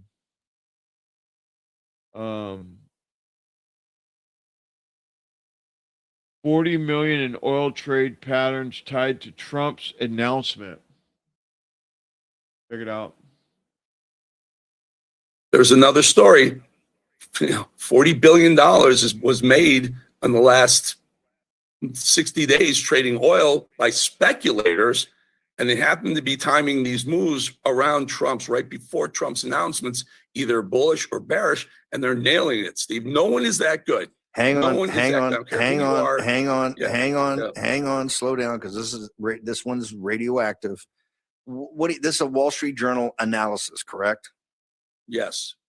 And I keep asking you, Wall Street Journal and CNBC got together and said, what are these trades? Because a lot of money was being made, hundreds and hundreds of millions of dollars early on. All of a sudden became billions of dollars. What's happening is someone or some group, it can't be one person. It's got to be conspiracy, Steve. It has to be. It's got to be RICO, who are trading in front of the president's announcements. Don't know who it is. Everyone wants to say, oh, that's Barron Trump. Yuck, yuck, yuck. And more likely someone involved in the Situation Room, or someone has the idea of that's a big charge. They don't make these charges, and they just talk about the math. Let me just walk through the math, because I've been talking to you about this. You're saying, and the whole time is that, hey, the marginalia here, and not what's driving the market, is the speculators. What's important is the refiners, the guys making huge bets to try to mitigate their risk in the out months. So now we do know, as CNBC and the Wall Street Journal has gone back and looked at the pattern of trading, there was some speculation. It became pretty obvious the pattern recognition, and they're saying the timing of these trades looks suspiciously correct all the time, either on the upside or the downside, sir. And they calculate that $40 billion in the last 60 days has been made in profit off the speculation. Well, potentially. I mean, they may not know if some of it's hedging and whatnot, but the point is, whoever this group is doing, whoever they are, they're not only timing, in other words, before Trump says we're going to blow him off the face of the earth, right? Hang on. It doesn't have to be a group. They don't make the case that it is one group of people or one entity. They're just saying trades as we define trades. You know, if there's someone who's getting this information, Trump's going to say this at 4:00 today, right? Beforehand, they're putting massive bullish bets on oil to go up when he says we're going to blow Iran off the face of the earth. They'll ride it, Steve, until they find out Trump's going to say, you know what, we're going to pull out. Iranians have come to a deal, or they're asking us for a deal, and they've sold in front of that announcement. So while it's high before that announcement happens, they're out. And then it crashes. Sometimes they're flipping it from long to short, playing both sides of that trade, right? So they'll go long on the way up and short. No one's that good. No, I talk to you all the time about, do we see dead people here? Here's the thing, though. I would posit that, at least as one observes this, a lot of what President Trump does, as you said yesterday, it's the misdirection play to chop block him. There's not a committee sitting there on his tweets when he goes off like yesterday and says, hey, I better see a one-pager or we're going to bomb the hell out of you guys again. 30 minutes after Marco said, Epic Fury is over, it'll never happen again. So it's a lot of unknown here. It's just some very disturbing pattern recognition Let me ask you on some of these trades. You were in the inside there. What percentage of what Trump puts out there, either on Truth or in front of a camera or a gaggle, what percentage is that discussed with advisors, or is it just really Trump shooting from the hip? It's much more sophisticated today than it was when he was dominating Twitter back in the old days, because he was on Twitter. But President Trump's his own man. He's not sitting there looking for a committee to sign off on it. He's thinking during this thing, and he's going to call an audible or two every now and again. What do you think of that? I believe Bollinger, I believe Eric Bolling is onto something. Can you imagine that they're selling short, they're selling their bull market right before Trump goes out and makes an announcement? It has to be somebody inside. They're saying it's $40 billion in 2 months. Was it 40 billion? Where's my notes? $40 billion in the last 2 months since this war has happened. So they're making money off the war. Billions of dollars. 40 billion. It didn't say, it doesn't say potentially. It says $40 billion oil trade pattern tied to Trump's announcement. That's crazy. Wow. That's wild. That's wild. That's something. That is absolutely, positively out of control.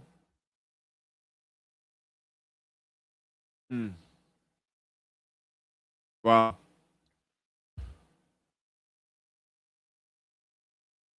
Wow, that's crazy. That's something. I mean, and so Letnick back in, Letnick went out during we're going to get to this UAP stuff pretty soon, but Letnick went during the time that they were doing the tariffs, and he wrote the bill for the tariffs, and he wrote it wrong. He went and took out insurance against it and made billions of dollars for that. So I would be willing to bet that, allegedly, allegedly that's like Letnick. He's, Trump's one of Trump's main advisors. I mean, I guess you got to look at his portfolio and see how much money he's made in the last 60 days. But I mean, it's just wild, dude. It's that shit irritates my soul, So that tells me that they're probably pumping Trump up and pumping him down, up and down, and making money off of it. So it sounds like to me. I don't know. I don't think Trump's that stupid, but I mean, it's possible.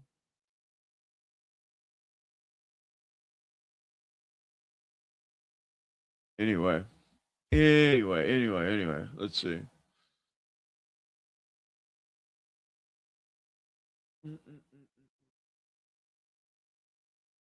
we want to cover this. I missed it. We're going to cover it right now. I totally forgot when we were talking about the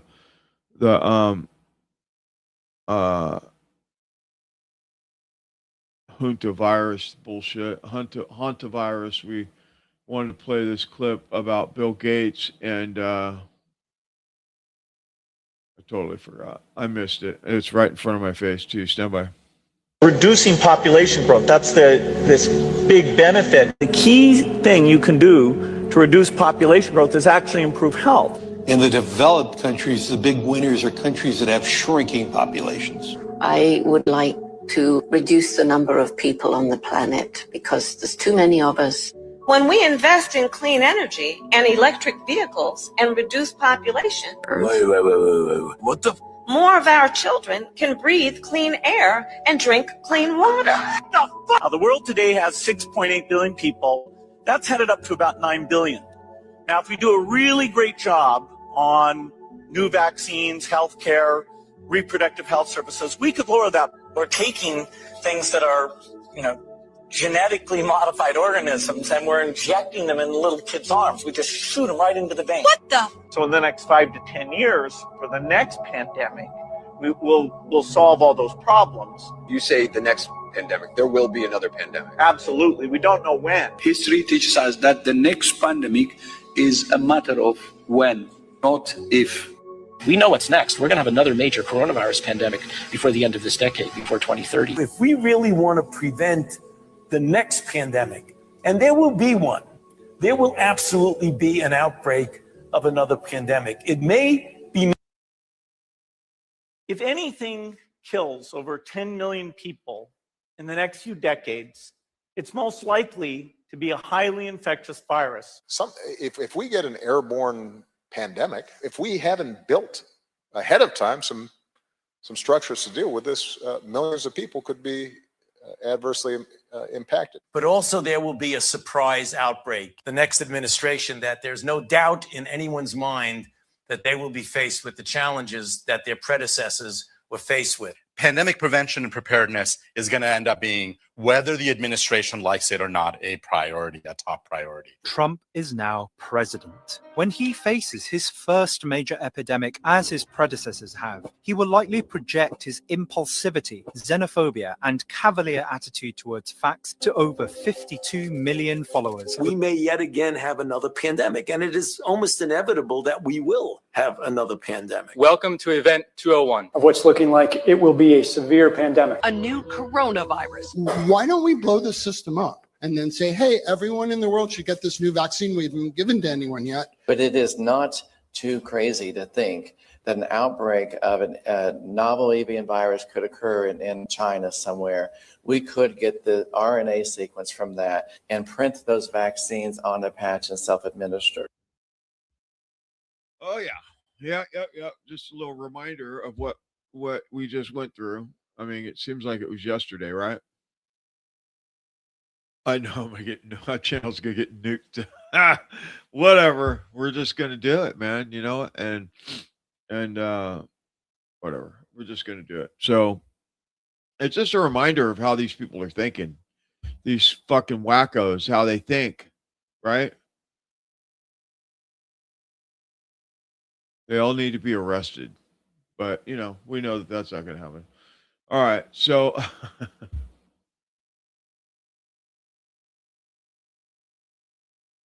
off topic for a minute. So, actually, let me show you what is going on with the ADL right now. And one of the things that most people don't realize is what they are doing to us right now, like our cell phones, our computers, our cameras, or all the surveillance. And I don't know if you know this, and most people know this by now, but you drive down the road. You just drive down the road and you look at every pole. There's cameras everywhere. And all those cameras are going to databases, and they're tracking everything that happens in the world.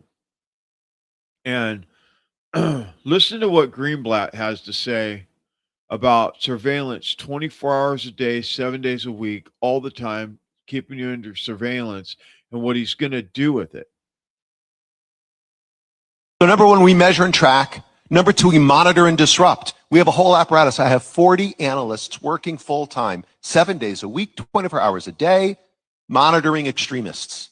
We monitor them online, social media, messaging apps, video games, cryptocurrency, podcasts, short form video, Wikipedia, LLMs. We monitor these people and we share the intelligence with the FBI. You saw last month, you heard about the thing that happened at Wilshire Boulevard Temple. Our analysts investigated what happened. They said they were Koreatown for Palestine, this group of people. They weren't. We were able to ascertain they were from a group called the Turtle Island Liberation Front. Turtle Island is how like left-wing activists refer to the United States. They don't call it America, they call it Turtle Island, like the Iranians call it the Zionist entity, right? They don't call it by its name. The Turtle Island Liberation Front, we gave them a whole dossier. What is Turtle Island Liberation Front? What are their ideas, their goals? Who are they? We identified the people who were in the synagogue. This was on Wednesday, December the 10th. On Monday, December the 15th, this is going to ring a bell. Kash Patel announced they cracked a terror ring where they arrested 4 people who were planning New Year's Eve bombings. Turtle Island Liberation Front. At least one of the people I know for certain was in the building at Wilshire Boulevard Temple, vandalizing it and disrupting the event. So we're monitoring left-wing radicals like the DSA and the anti-war crazies and the pro-Palestine crazies. We're monitoring right-wing extremists like white supremacists, armed militia groups. We're monitoring political Islamists and Christian nationalists, all of them. And then we train. We're the largest trainer of law enforcement in America, extremism and hate. We train 20,000 officers every year. Yeah, so you hear that? Did you hear that? So everything you do on the internet, on your phone, podcast, all the stuff that we do is all being tracked. And whether you're doing something wrong or not, they're still tracking you and monitoring everything and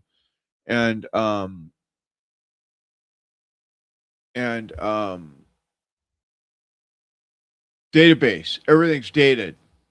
Everything goes in a database. Probably just shouldn't turn that off. You just need to know this stuff. I mean, wild. It's just wild. Let me see. One more. This shit is so chilling to me. Maybe I know it's difficult to hear, but it's time to limit the First Amendment in order to protect it, and quickly before it's too late. What do you mean? I mean that we need to control the platforms, all the social platforms. We need to stack rank the authenticity of every person that expresses themselves online and take control over what they are saying based on that ranking. The government. The government should control the social media. Yeah.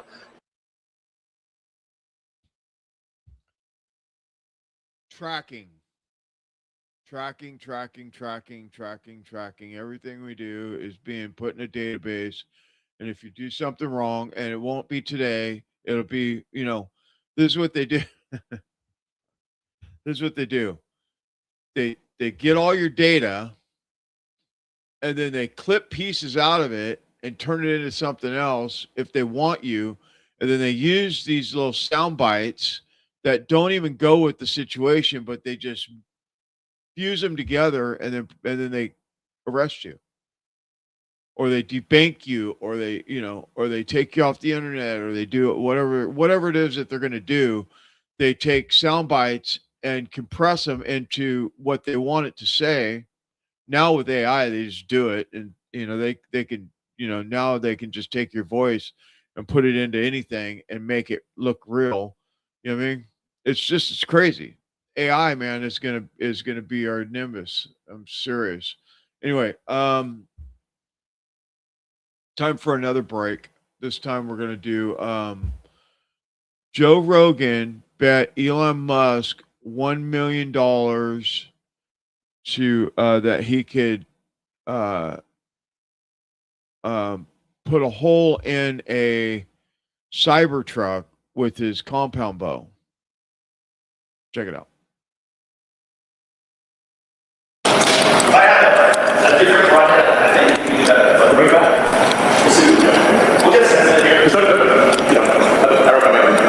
I should I mean, you're ricochets. You might want to do it with a slight angle.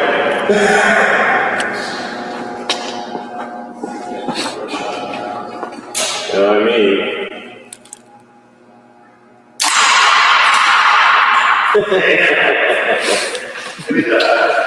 There it is.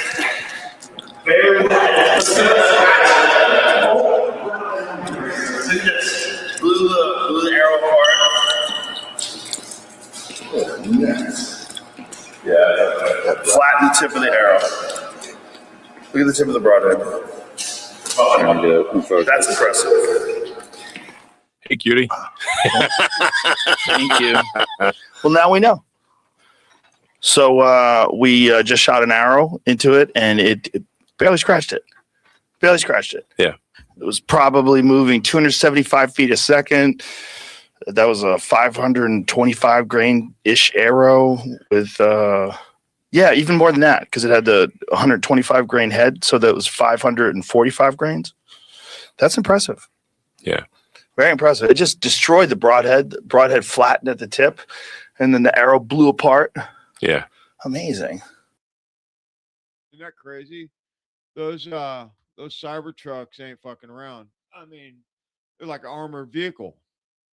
I mean, that's very impressive, actually. That's very, very impressive to me. It's impressive. All right. Where we at? Let's see. We're gonna go here. I got 2 reports I want to play.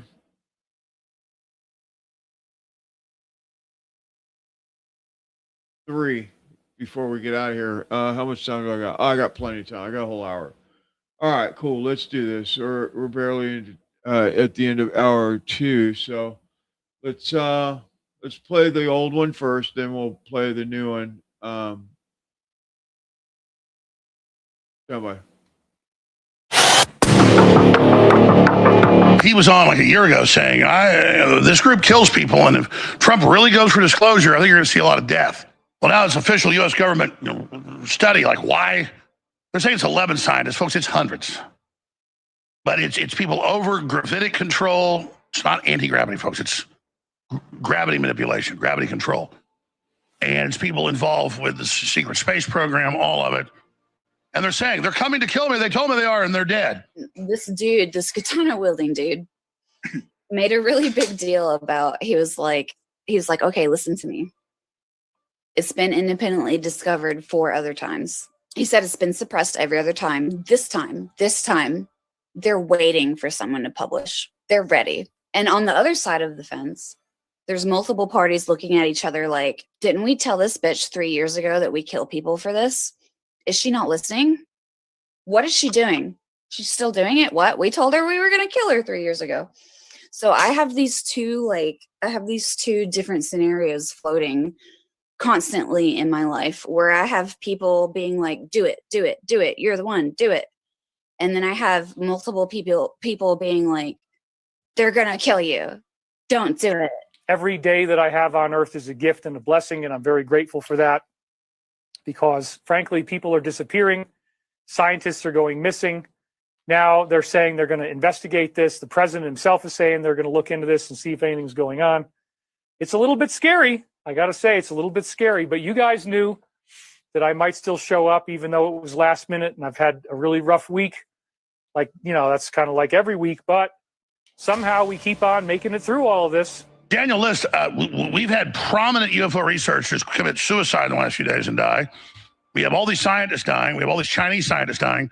You're a very credible, prominent guy. I'm not trying to be dramatic here, but have you started to get a little bit of your skin crawling, a little bit concerned yourself? Yeah, you know me, I'm not a dramatic guy with you personally, but I just wanted to ask that question up front. Hope you don't mind it. Are you getting a little creeped out here?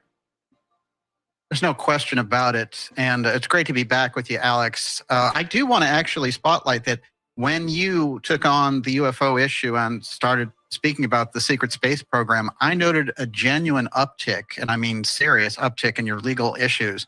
And I noted it sometime back in 2017, way back there. Trump orders a real investigation, so he sends out investigators, then all the key people die. It's pretty obvious.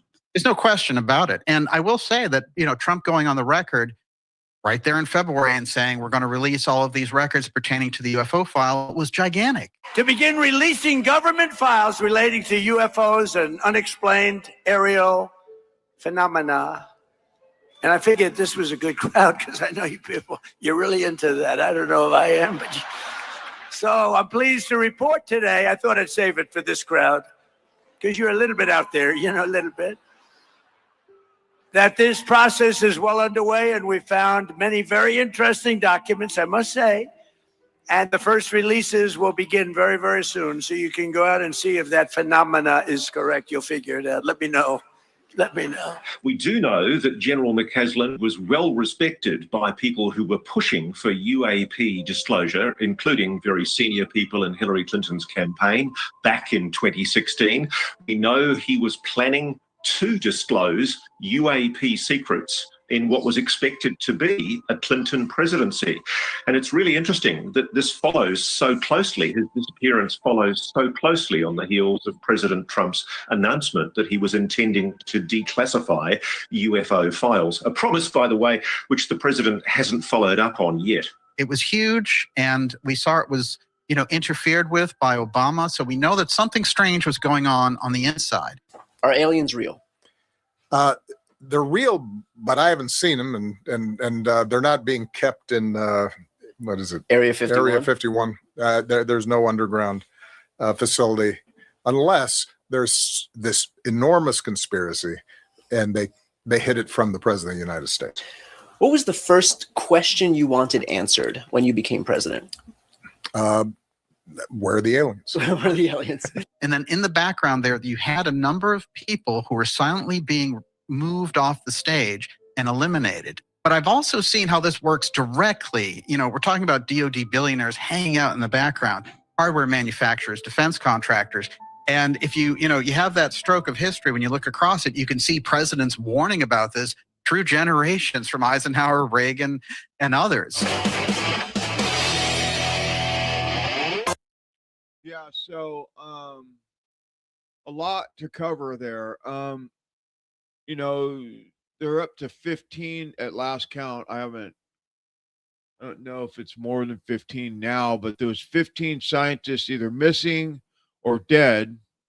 From Wilcox's death, there's debate on if he killed himself or if somebody killed him. Seems like the latter to me, because I watched a couple of his shows and he was spooked. He was really spooked. And then you get into the internet and they're like, oh, he was on psych meds and then blah blah blah, all this stuff. But you literally heard what he said on his show. Like it's been a tough week, right? Because they're all of his cohorts are getting killed or missing or whatever. And then I heard a story. McCafflin was into some illegal activity. I don't know how true any of that is. It's all alleged anyway. But now they released some UFO, UAP, unidentified, non-human, whatever documents or something. But they're the stuff that, it's super grainy. You can't tell what it is. It's like, it's like from like 1960, very low resolution. You can't even tell what you're looking at, especially me, because I wear glasses. And so all this stuff is going on, and they say that they're going to drop some stuff that's going to be very important. And then they go out on this this propaganda campaign to all these churches, and they tell the pastors, and we'll play the clips here in a minute, that I think I'll play that other John Bowne report first, but that that their congregation is going to doubt if God is real because of the unexplained, unidentified, non-human, blah blah blah, and I'm like, well, that's not very Christian, because if you believe that God is real, why would that be different than believing that there's unidentified persons in the atmosphere and not still believe in God? I mean, it's maybe it's over my head. I don't know. But let's do this John Bowne report, and then we'll come back, and I have a bunch of clips on this topic. And I think it's important because of what we was just disclosed today, which was nothing. And maybe it's like the the Epstein files. The first files that they released were nothing, and they were from many years before that we had already seen, and the real classified stuff is going to come out later. We'll just leave that right there for right now, but stand by.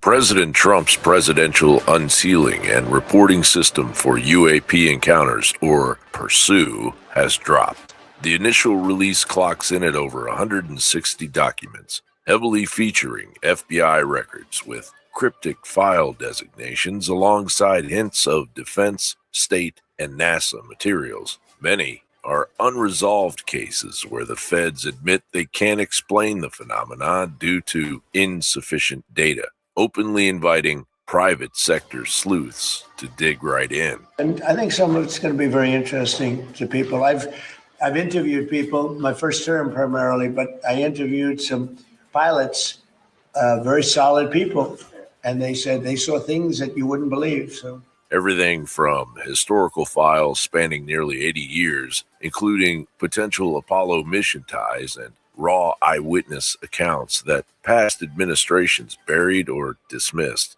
And we have very many, it looks like hundreds of little particles going by the left out about 3 to 4 miles. Understand you have many small particles going by on the left. At what distance? They're past now. They're going to polar orbit. Roger, and understand they were about 3 to 4 miles away. But one can't help but wonder, why now? And why flood the zone with FBI heavy docs that leave more questions than answers? Pilots, military observers, and civilians have reported objects defying physics with instant acceleration, no visible propulsion, transmedium travel. This release feels like the veil may be cracking, but is it full disclosure or a carefully managed drip to test public reaction? So you think they're demons? Well, look, I think that celestial beings who fly around, who do weird things to people, I think that the desire to describe everything celestial, everything as otherworldly, to describe it as aliens, I mean, every great world religion, including Christianity, the one that I believe in, has understood that there are weird things out there, and there are things that are very difficult to explain. And I naturally go, when I hear about sort of extra natural phenomenon, that's where I go to, is the Christian understanding that, there's a lot of good out there, but there's also some evil out there.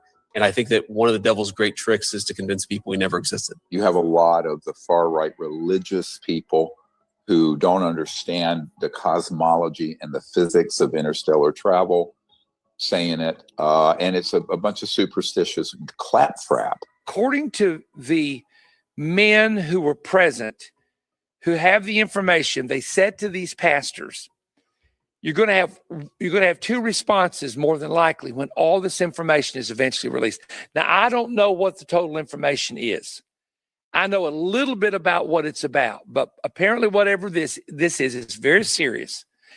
And number one, you're going to have people who are going to say, if if there are galaxies and there are allegedly other creations in the galaxies, then the whole creation story is a myth. And you're going to have people that's going to apostatize and turn from the Christian faith because they have no answer for what they're about to hear. Then they said the opposite will be. There will be a group of people who are not followers of Christ, are not followers of the Bible, and they're going to freak out.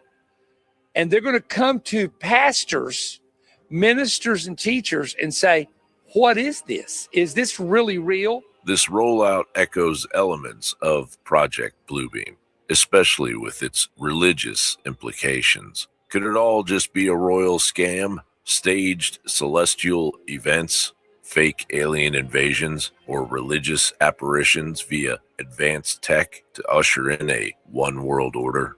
While this UAP dump appears geared toward genuine openness under Trump, the timing and emphasis on unresolved anomalies could serve as psychological preparation, normalizing skybound mysteries in an era of rapid drone and projection breakthroughs. If Bluebeam's playbook involves manufacturing consent through spectacle, these files might be the soft launch, arming citizens with data while elites retain the real deal tech.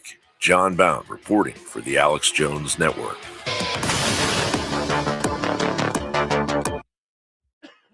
Yeah, so I have some clips we're going to get into about this whole UAP phenomenon thing, and the thing that, again, the Christian thing, I don't understand why. Just because this has always been in the forefront of our minds that there is such a thing as a non-human in the atmosphere, right? And that they've been tracking them for years, all that stuff that we've heard about this our whole life. At least I have. And why would that change the Christian faith is my question. And I don't know. Maybe I'm I don't know enough about it to understand it, or maybe someone else doesn't know enough about it to understand it. But before we do that, I want to cover this the Ozempic plastic surgery are covering up the clones of reptilian. I don't know if you know about this. Now, I don't know if this goes together with it, but for some reason I'm kind of guided to cover this with this. So let's listen to what Elizabeth has to say. And if you're not following her, you really want to follow her. She's got really good information. And she is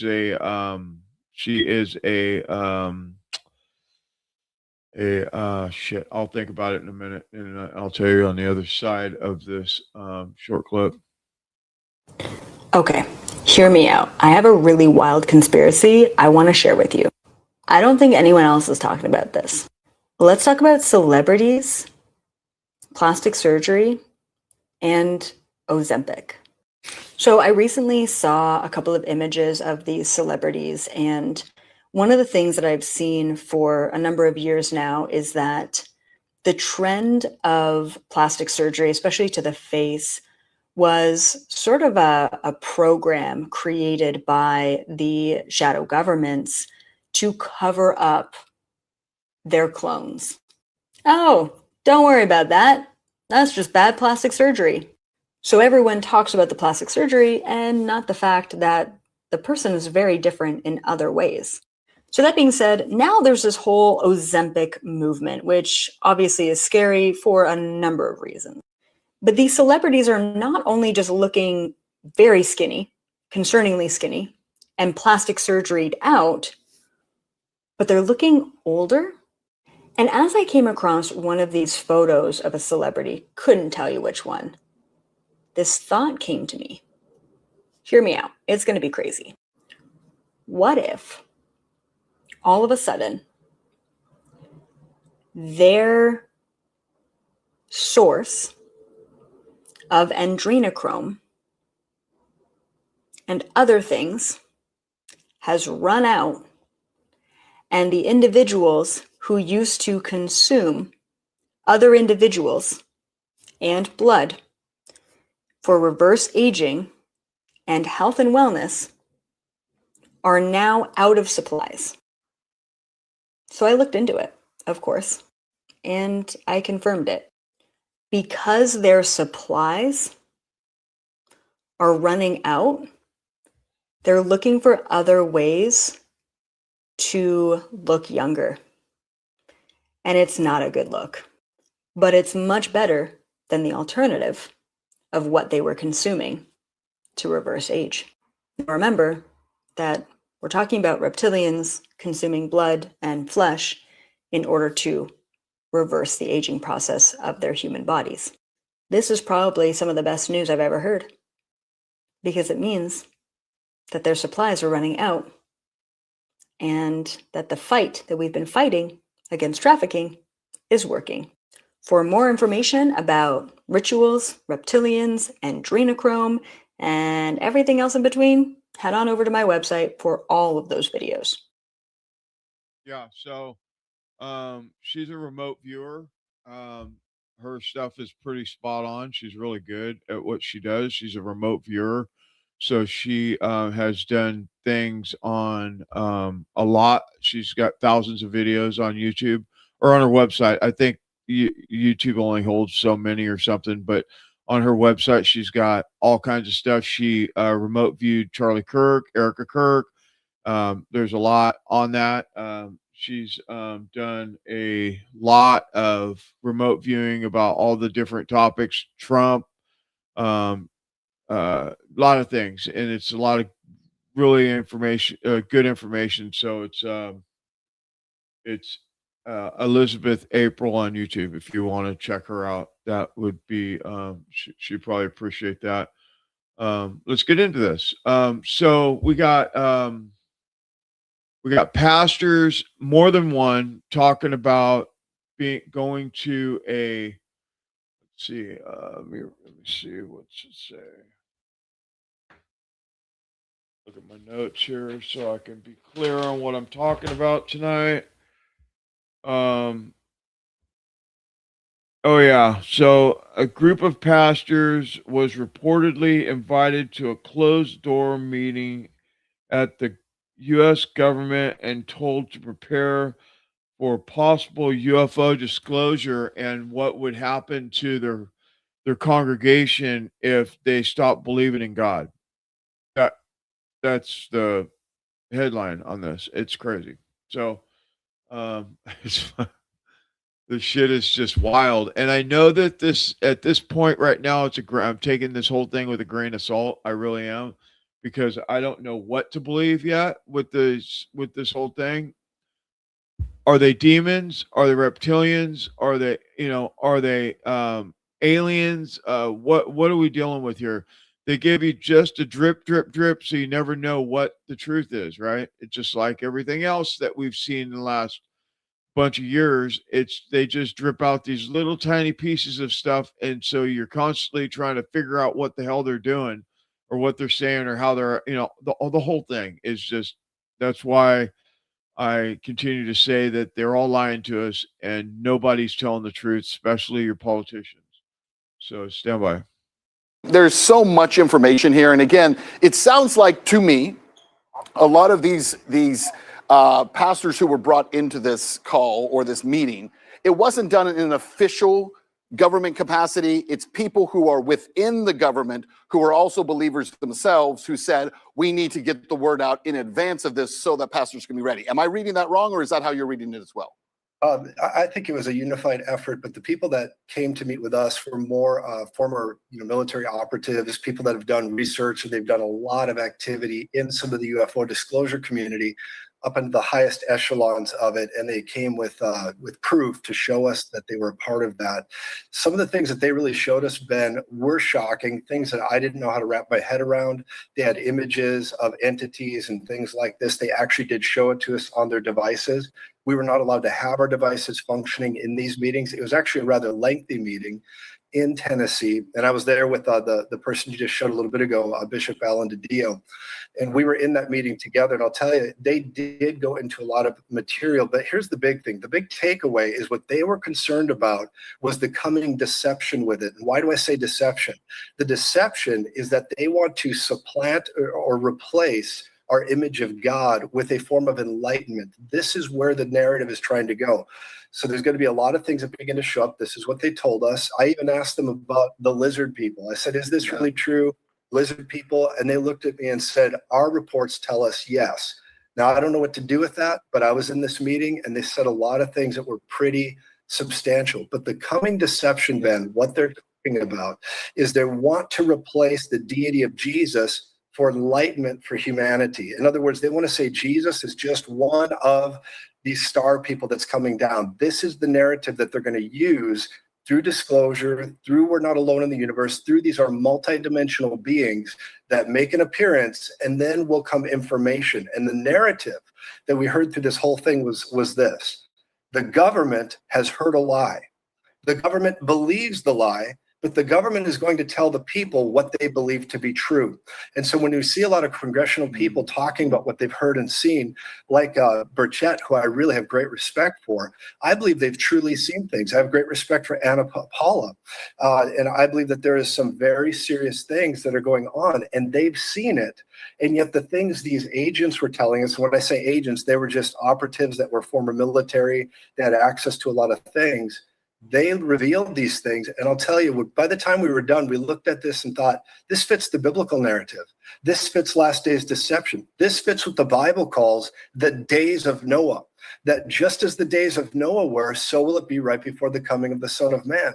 And I believe this is where we are. So the question is this, what does this mean to us? And what should we do about it? As Christians, we need to drive deeper into the Lordship of Jesus Christ. We need to read our Bible till it's talking back to us. So when these things begin to appear, or when there's a disclosure that happens, and it's absolutely overwhelming to our five senses that there's non-human intelligences walking around or whatever they present, we have a good answer for it. It doesn't shake our faith. And I'm reminded of this. In Luke chapter 21, verse 11, it says this, Ben. It says that in those days, there will be fearful sights. Luke chapter 21, verse 11, it says fearful sights will come down out of the heavens. Fearful sights. The Greek word for fearful sights is phobotron, and there's only one interpretation of the word phobotron. It means monsters. It could be translated that in the last days, there will be monsters. And we see fearful sights coming out of the heaven.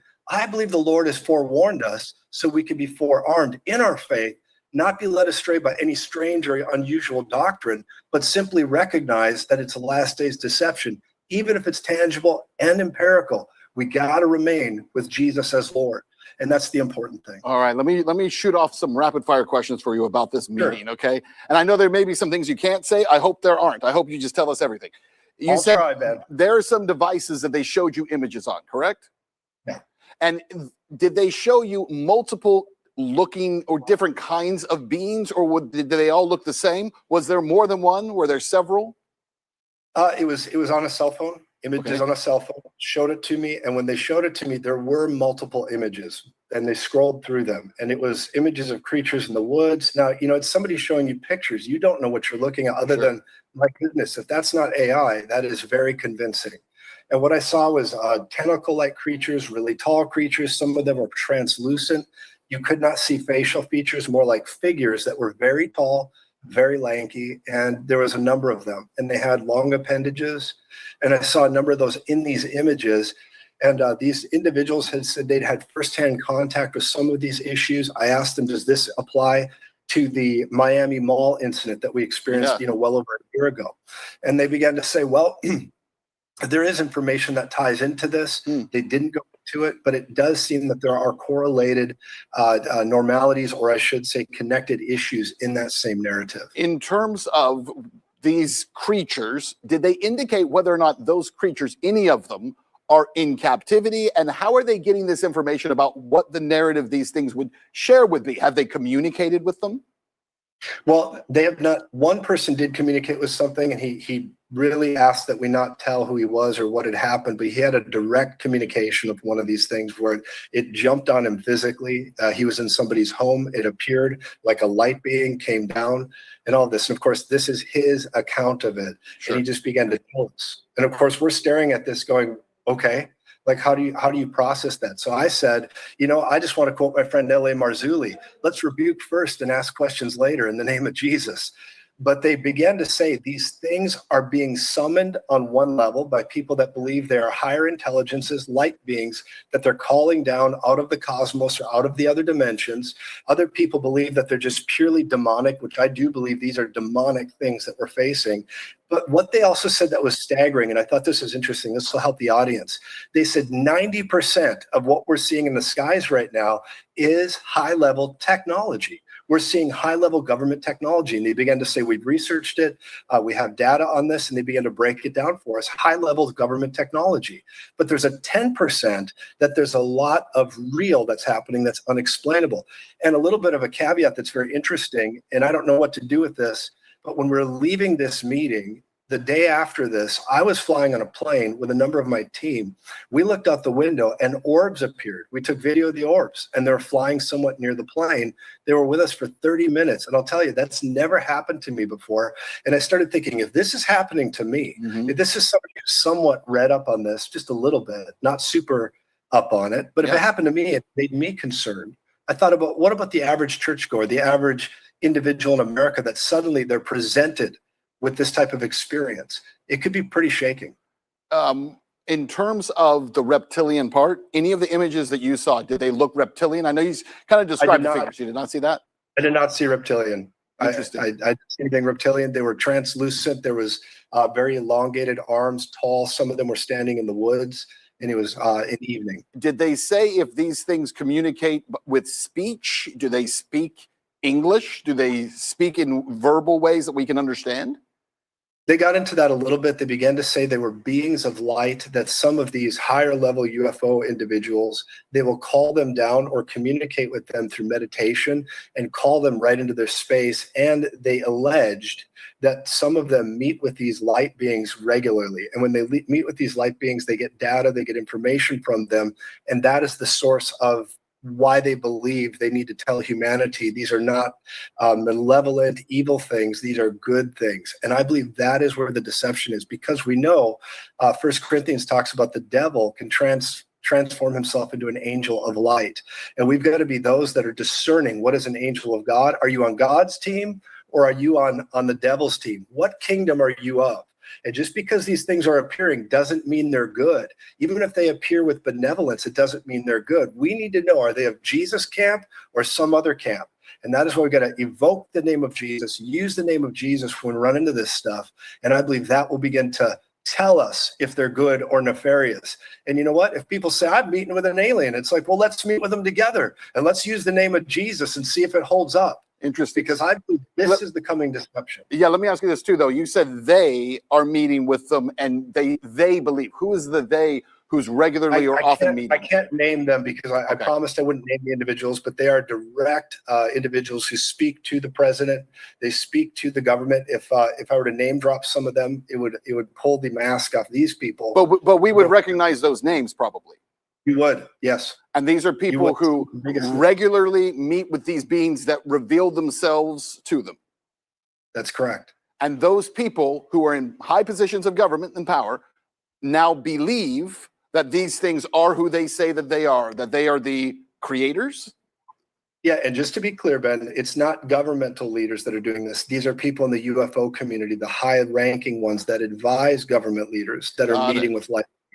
And then they go and relay this, and they're intelligent. They have wonderful information.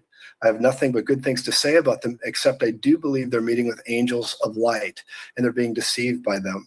And that is the narrative that they want to bring about. And they will begin to say, and this is part of the reason they disclose this to us, is that Christians or believers in Jesus will be the ones that are standing in the way with their narrow thinking, only calling these things demons. Because let's be honest, at the end of the day, This is demons. And when we look at this stuff, we got to recognize we're going to be told that we are narrow-minded and we are standing in the way of enlightenment from these light beings that want to come through. And they're going to use the charade and smokescreen of whether it's lizard people or things coming down from the heavens or mass events taking place in the sky through Project Bluebeam. These are the things that we were really disclosed to and talked through. And there are many podcasters and leaders claiming to be Christians, and really they have a mixed agenda to get this esoteric ideology out to the masses. Fascinating stuff. Joseph Joseph, thank you so much for being here. And please come back and talk to us again on this, because I'm sure there's going to be more disclosures very soon. Thank you, sir. Thank you, Ben. That's wild, huh? What do you think? Woo! That's crazy, crazy, crazy. I didn't know that clip was that long, but 11 minutes. But I mean, it's fine. I mean, it had to be done.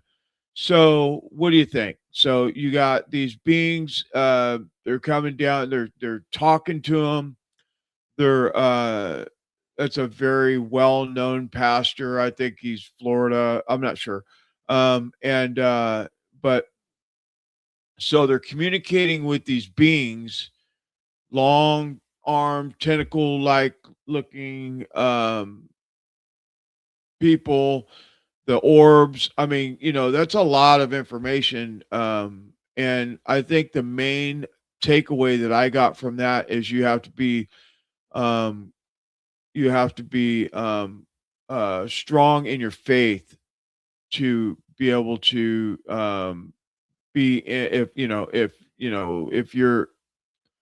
if you come in contact with something like this, if this is a real thing, I want to believe.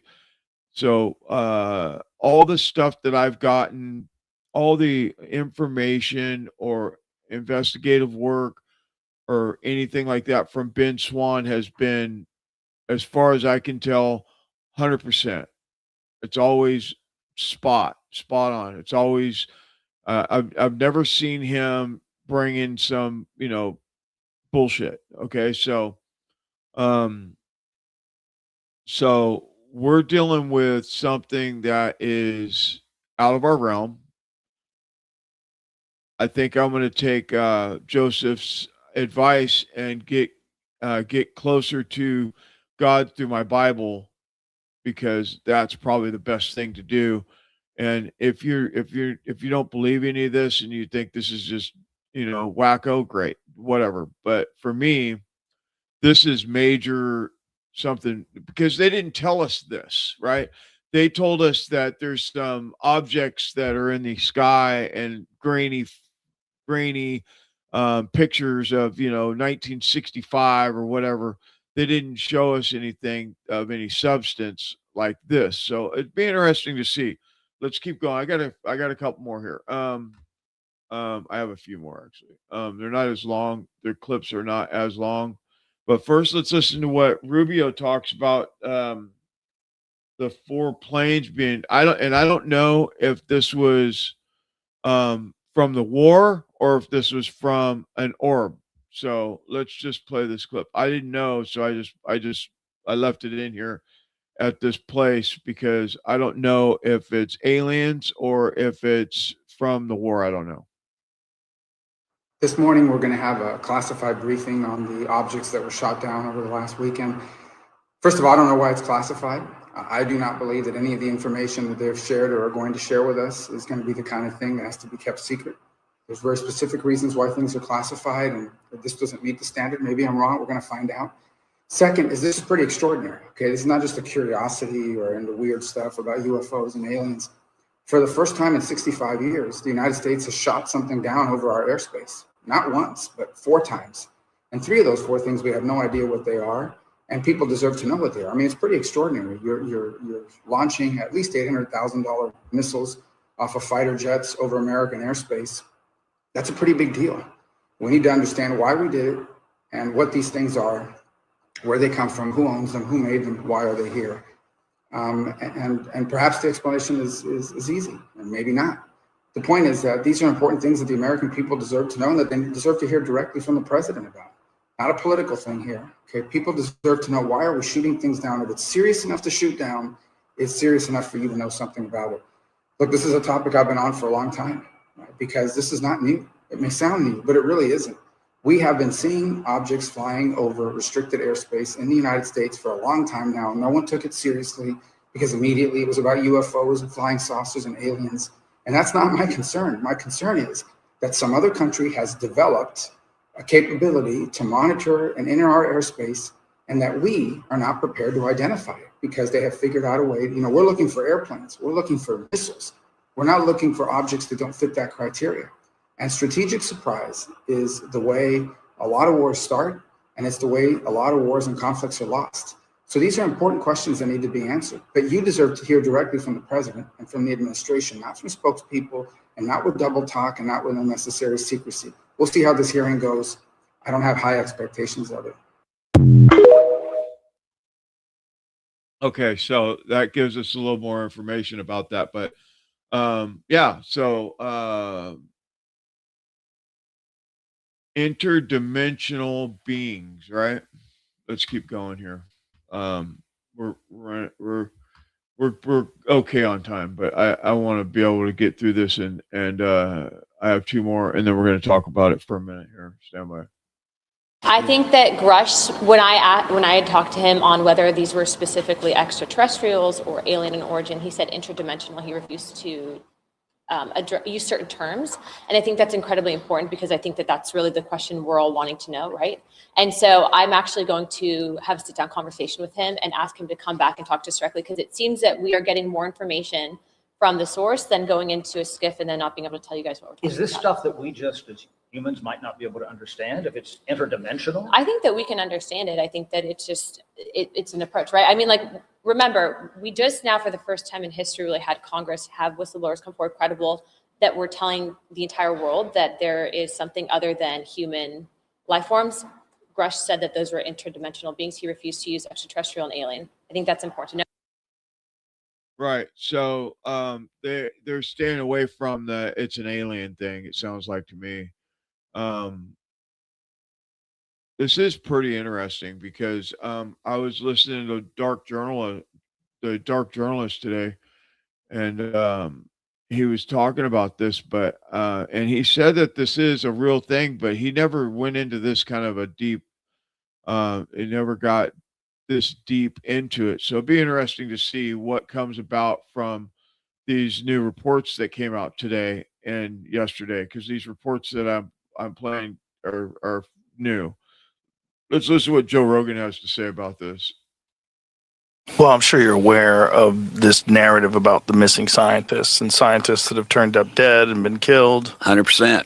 And that's real. I think I have a theory on that. All right. I know it's a little dangerous to throw these things out, but I was on maybe Fox one time, and I just came up with this. I say your family's mobbed up, okay, and y'all own a nice Italian restaurant, and it's world renowned, and you're busting at the seams, and you're franchising and putting out cookbooks and everything. You got this one chef who's the kingpin of all of it, but you're afraid he's talking to your competitors. Now, you don't bump him off. What you do is you rough up a few of the bus boys, and that sends a quick dadgum message that you need to shut your mouth. And timing is everything, and nothing happens by accident in Washington, D.C. To me, I think the timing is it's uncanny. You got a president, we've had these hearings in Washington. You have a president that says he's going to release stuff, and all in that same time frame, before and after that, you're having some of these high-ranking officials disappear.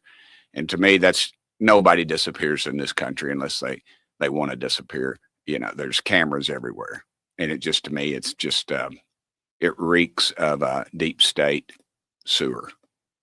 Yeah, I thought one of the things that I thought of is one of the subjects that these people they're all working on different things, but they're working on alternative energy sources. Yeah, that's the I'm sorry, I didn't mean to cut you off. No, it's okay. But that's what ties them together. I Yeah. think.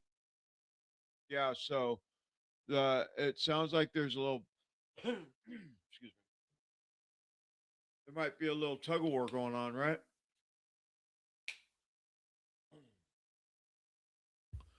So we have all these scientists they're missing, and are they missing because of like what Joe was talking about, the interdimensional beings,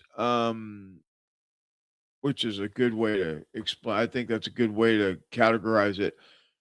But interdimensional beings communicating with us on Earth, and these scientists know stuff that, I mean, well, they're scientists and they've been doing this for 50 years or something, right? They've been all involved with the UAP thing all these years. And why would they come up missing unless they have information? And, first thing I go to is we are horrible at,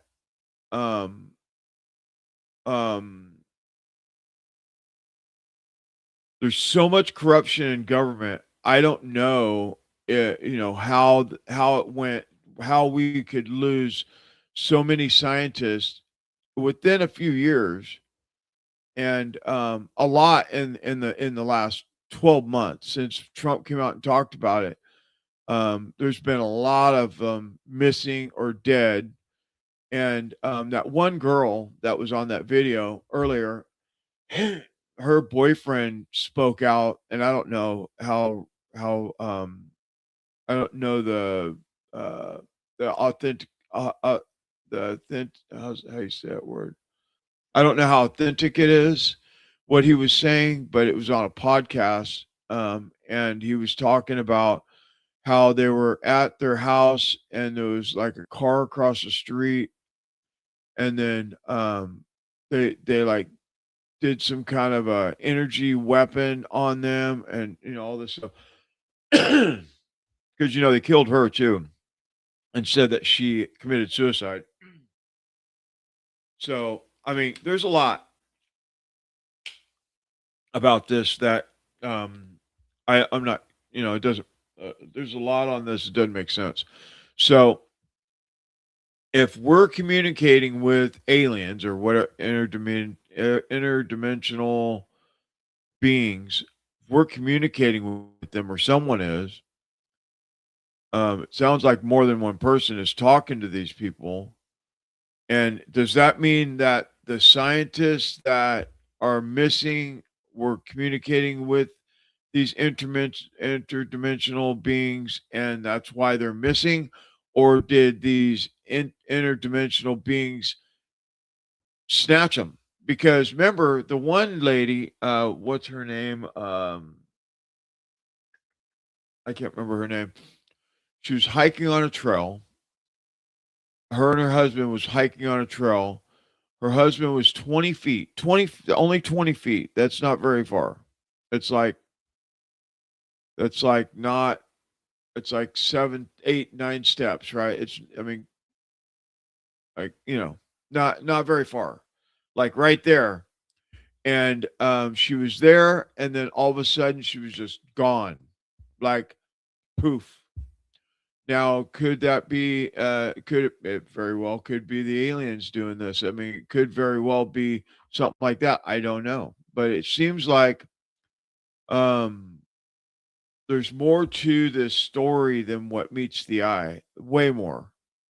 And I'm interested. I'm really interested in this. So we're gonna do a deep dive on this now, and see what we come up with in the next couple weeks. We're gonna dig in. So that's all for that right now. Let me share with you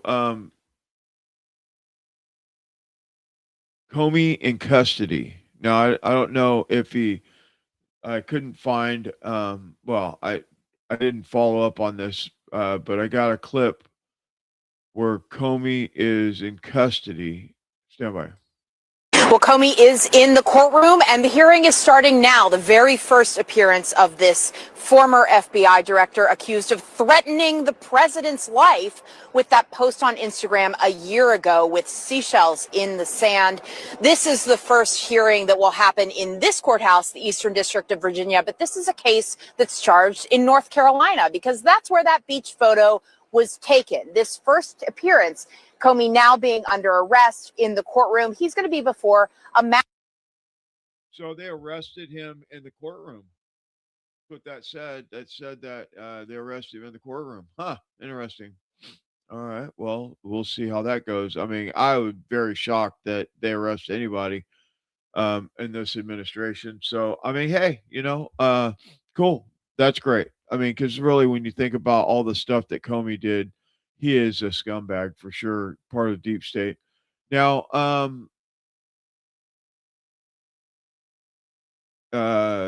not one of my not one of my favorite people. Johnson is what is it? The Speaker of the House, Mike Johnson, um, said that they did an investigation.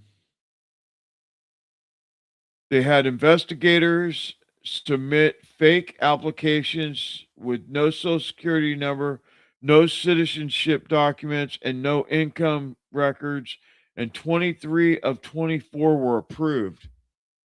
Check it out. I mean, he's not. I mean, he's not. I don't usually play a clip with this jackass, but listen to what he says. A new report by the Government Accountability Office, which I haven't seen too much written about yet. You should look into that. It is an eye-opener as well. It makes clear why it would be a dereliction of duty to just extend subsidies without massive reforms to them. Okay, over the last 2 years, this is investigators at the Government Accountability Office. Okay, they submitted 24 fraudulent applications for the ACA subsidies, the Unaffordable Care Act subsidies, Obamacare. Okay. Of the 24 fraudulent applications that they created intentionally to just see what would happen, 23 of them were approved. These applications were completely fraudulent. The investigators did not submit any social security numbers, citizenship documentation, or reported income documents. And 23 of the 24 applications were still approved. 18 of those, by the way, are still receiving coverages. They were as of September this year. That means the Obamacare exchange and insurers didn't verify any of the information they're supposed to under the law, and they proceeded to pay tens of thousands of dollars to insurance companies for people who do not exist. Okay? The GAO report also found that 29,000 Social Security numbers in 2023 and 68,000 in 2024 were used to receive more than 1 year's worth of insurance coverage. In other words, multiple people were utilizing the same Social Security numbers to openly defraud the American taxpayers.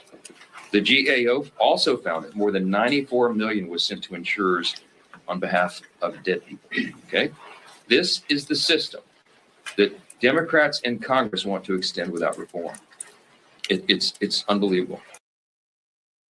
Yeah, I'm going to say that I would be willing to bet that it's not just Democrats, but it's the talking point. So yeah, but that's pretty funky that they're using social security numbers for this medical fraud and stuff. I mean, it's just wild. Anyway, I'm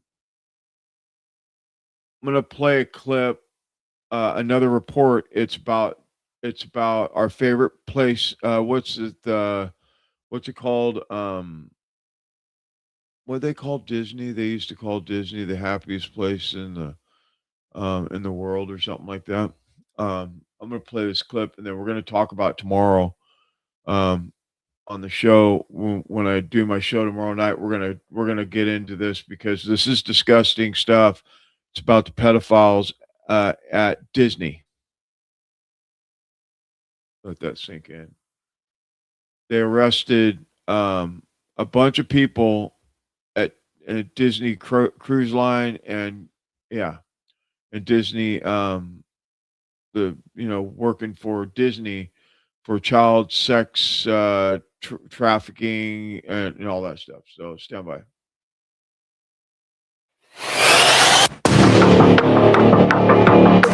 In a shocking raid that shatters the already damaged wholesome facade of the most magical place on Earth, U.S. Customs and Border Protection agents boarded 5 cruise ships in San Diego between April 23rd and 25th, which included Disney's Magic, netting 28 arrests for child sexual exploitation material 3 of those nabbed were Disney cruise staffers, with passengers left stunned as crew members, including one family's server, were cuffed right in front of them during disembarkation. Authorities confirmed involvement in receiving, possessing, distributing, or viewing child pornography, primarily among foreign crew from the Philippines, Portugal, and Indonesia. Crew member on board the Disney Dream was arrested for possession of child pornography after authorities received 9 separate tips from the National Center for Missing and Exploited Children. A 28-year-old Filipino crew member had his phone seized when the ship arrived at the port, and authorities found multiple photographs of children engaged in sexual acts, some of which were under 10 years of age. He apparently was sharing these photos with a group of other such individuals on a Facebook group. Meanwhile, liberal mouthpieces like Kathy Griffin are outraged that the pedos were arrested and deported because, of course, they are. Disney issued the standard corporate boilerplate about zero tolerance and cooperation, but the pattern here is impossible to ignore. Then there's Xavier Jackson. He's 27. He is accused of sending sexual images to someone he thought was a 14-year-old girl. Oh, did I mention that he just happens to be a lifeguard at the Polynesian Resort for Disney? Well, why do people like Paul Vell work at Disney?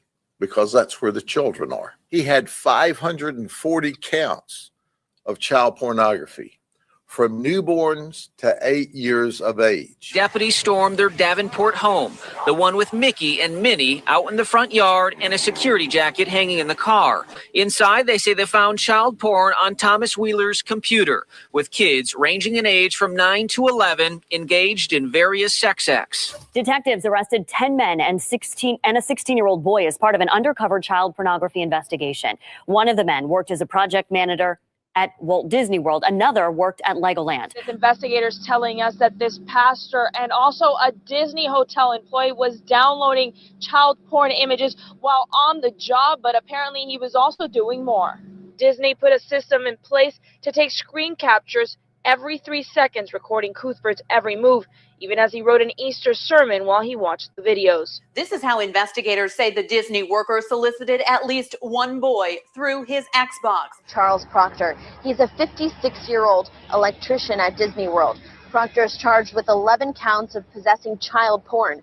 A Disney boat driver sits now in the Orange County Jail charged with more than a dozen counts of possessing and trading child pornography. This man, Richard Morgan, has been taken into custody, accused of molesting a young girl. He is a stage tech at Disney World. A Disney employee busted, say investigators, for chatting online and trying to meet what he thought was a dad and his 8-year-old daughter for sex. Federal prosecutors say Frederick Pohl of Claremont was surprised when he got to an Orlando hotel. There was no girl, only investigators waiting to arrest him.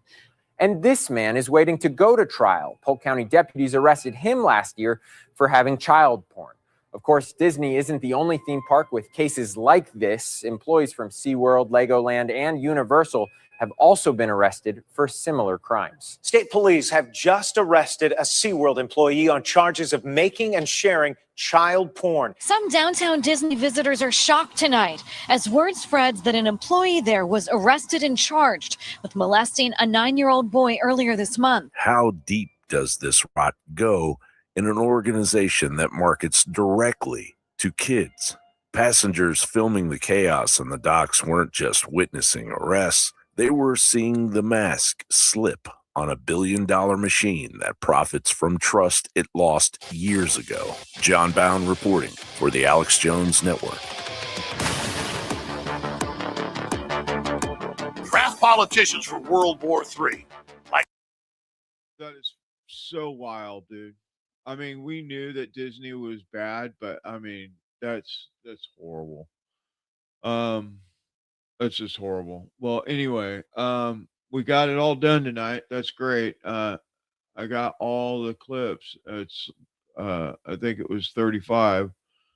Thank you for being here tonight. If you haven't subscribed to the channel, could you please subscribe to the channel? Also, if you could please, in the description or on my website, go to our sponsors and check it out. My Patriot Supply, get you a water filter. Right now, you might need a water filter more than ever.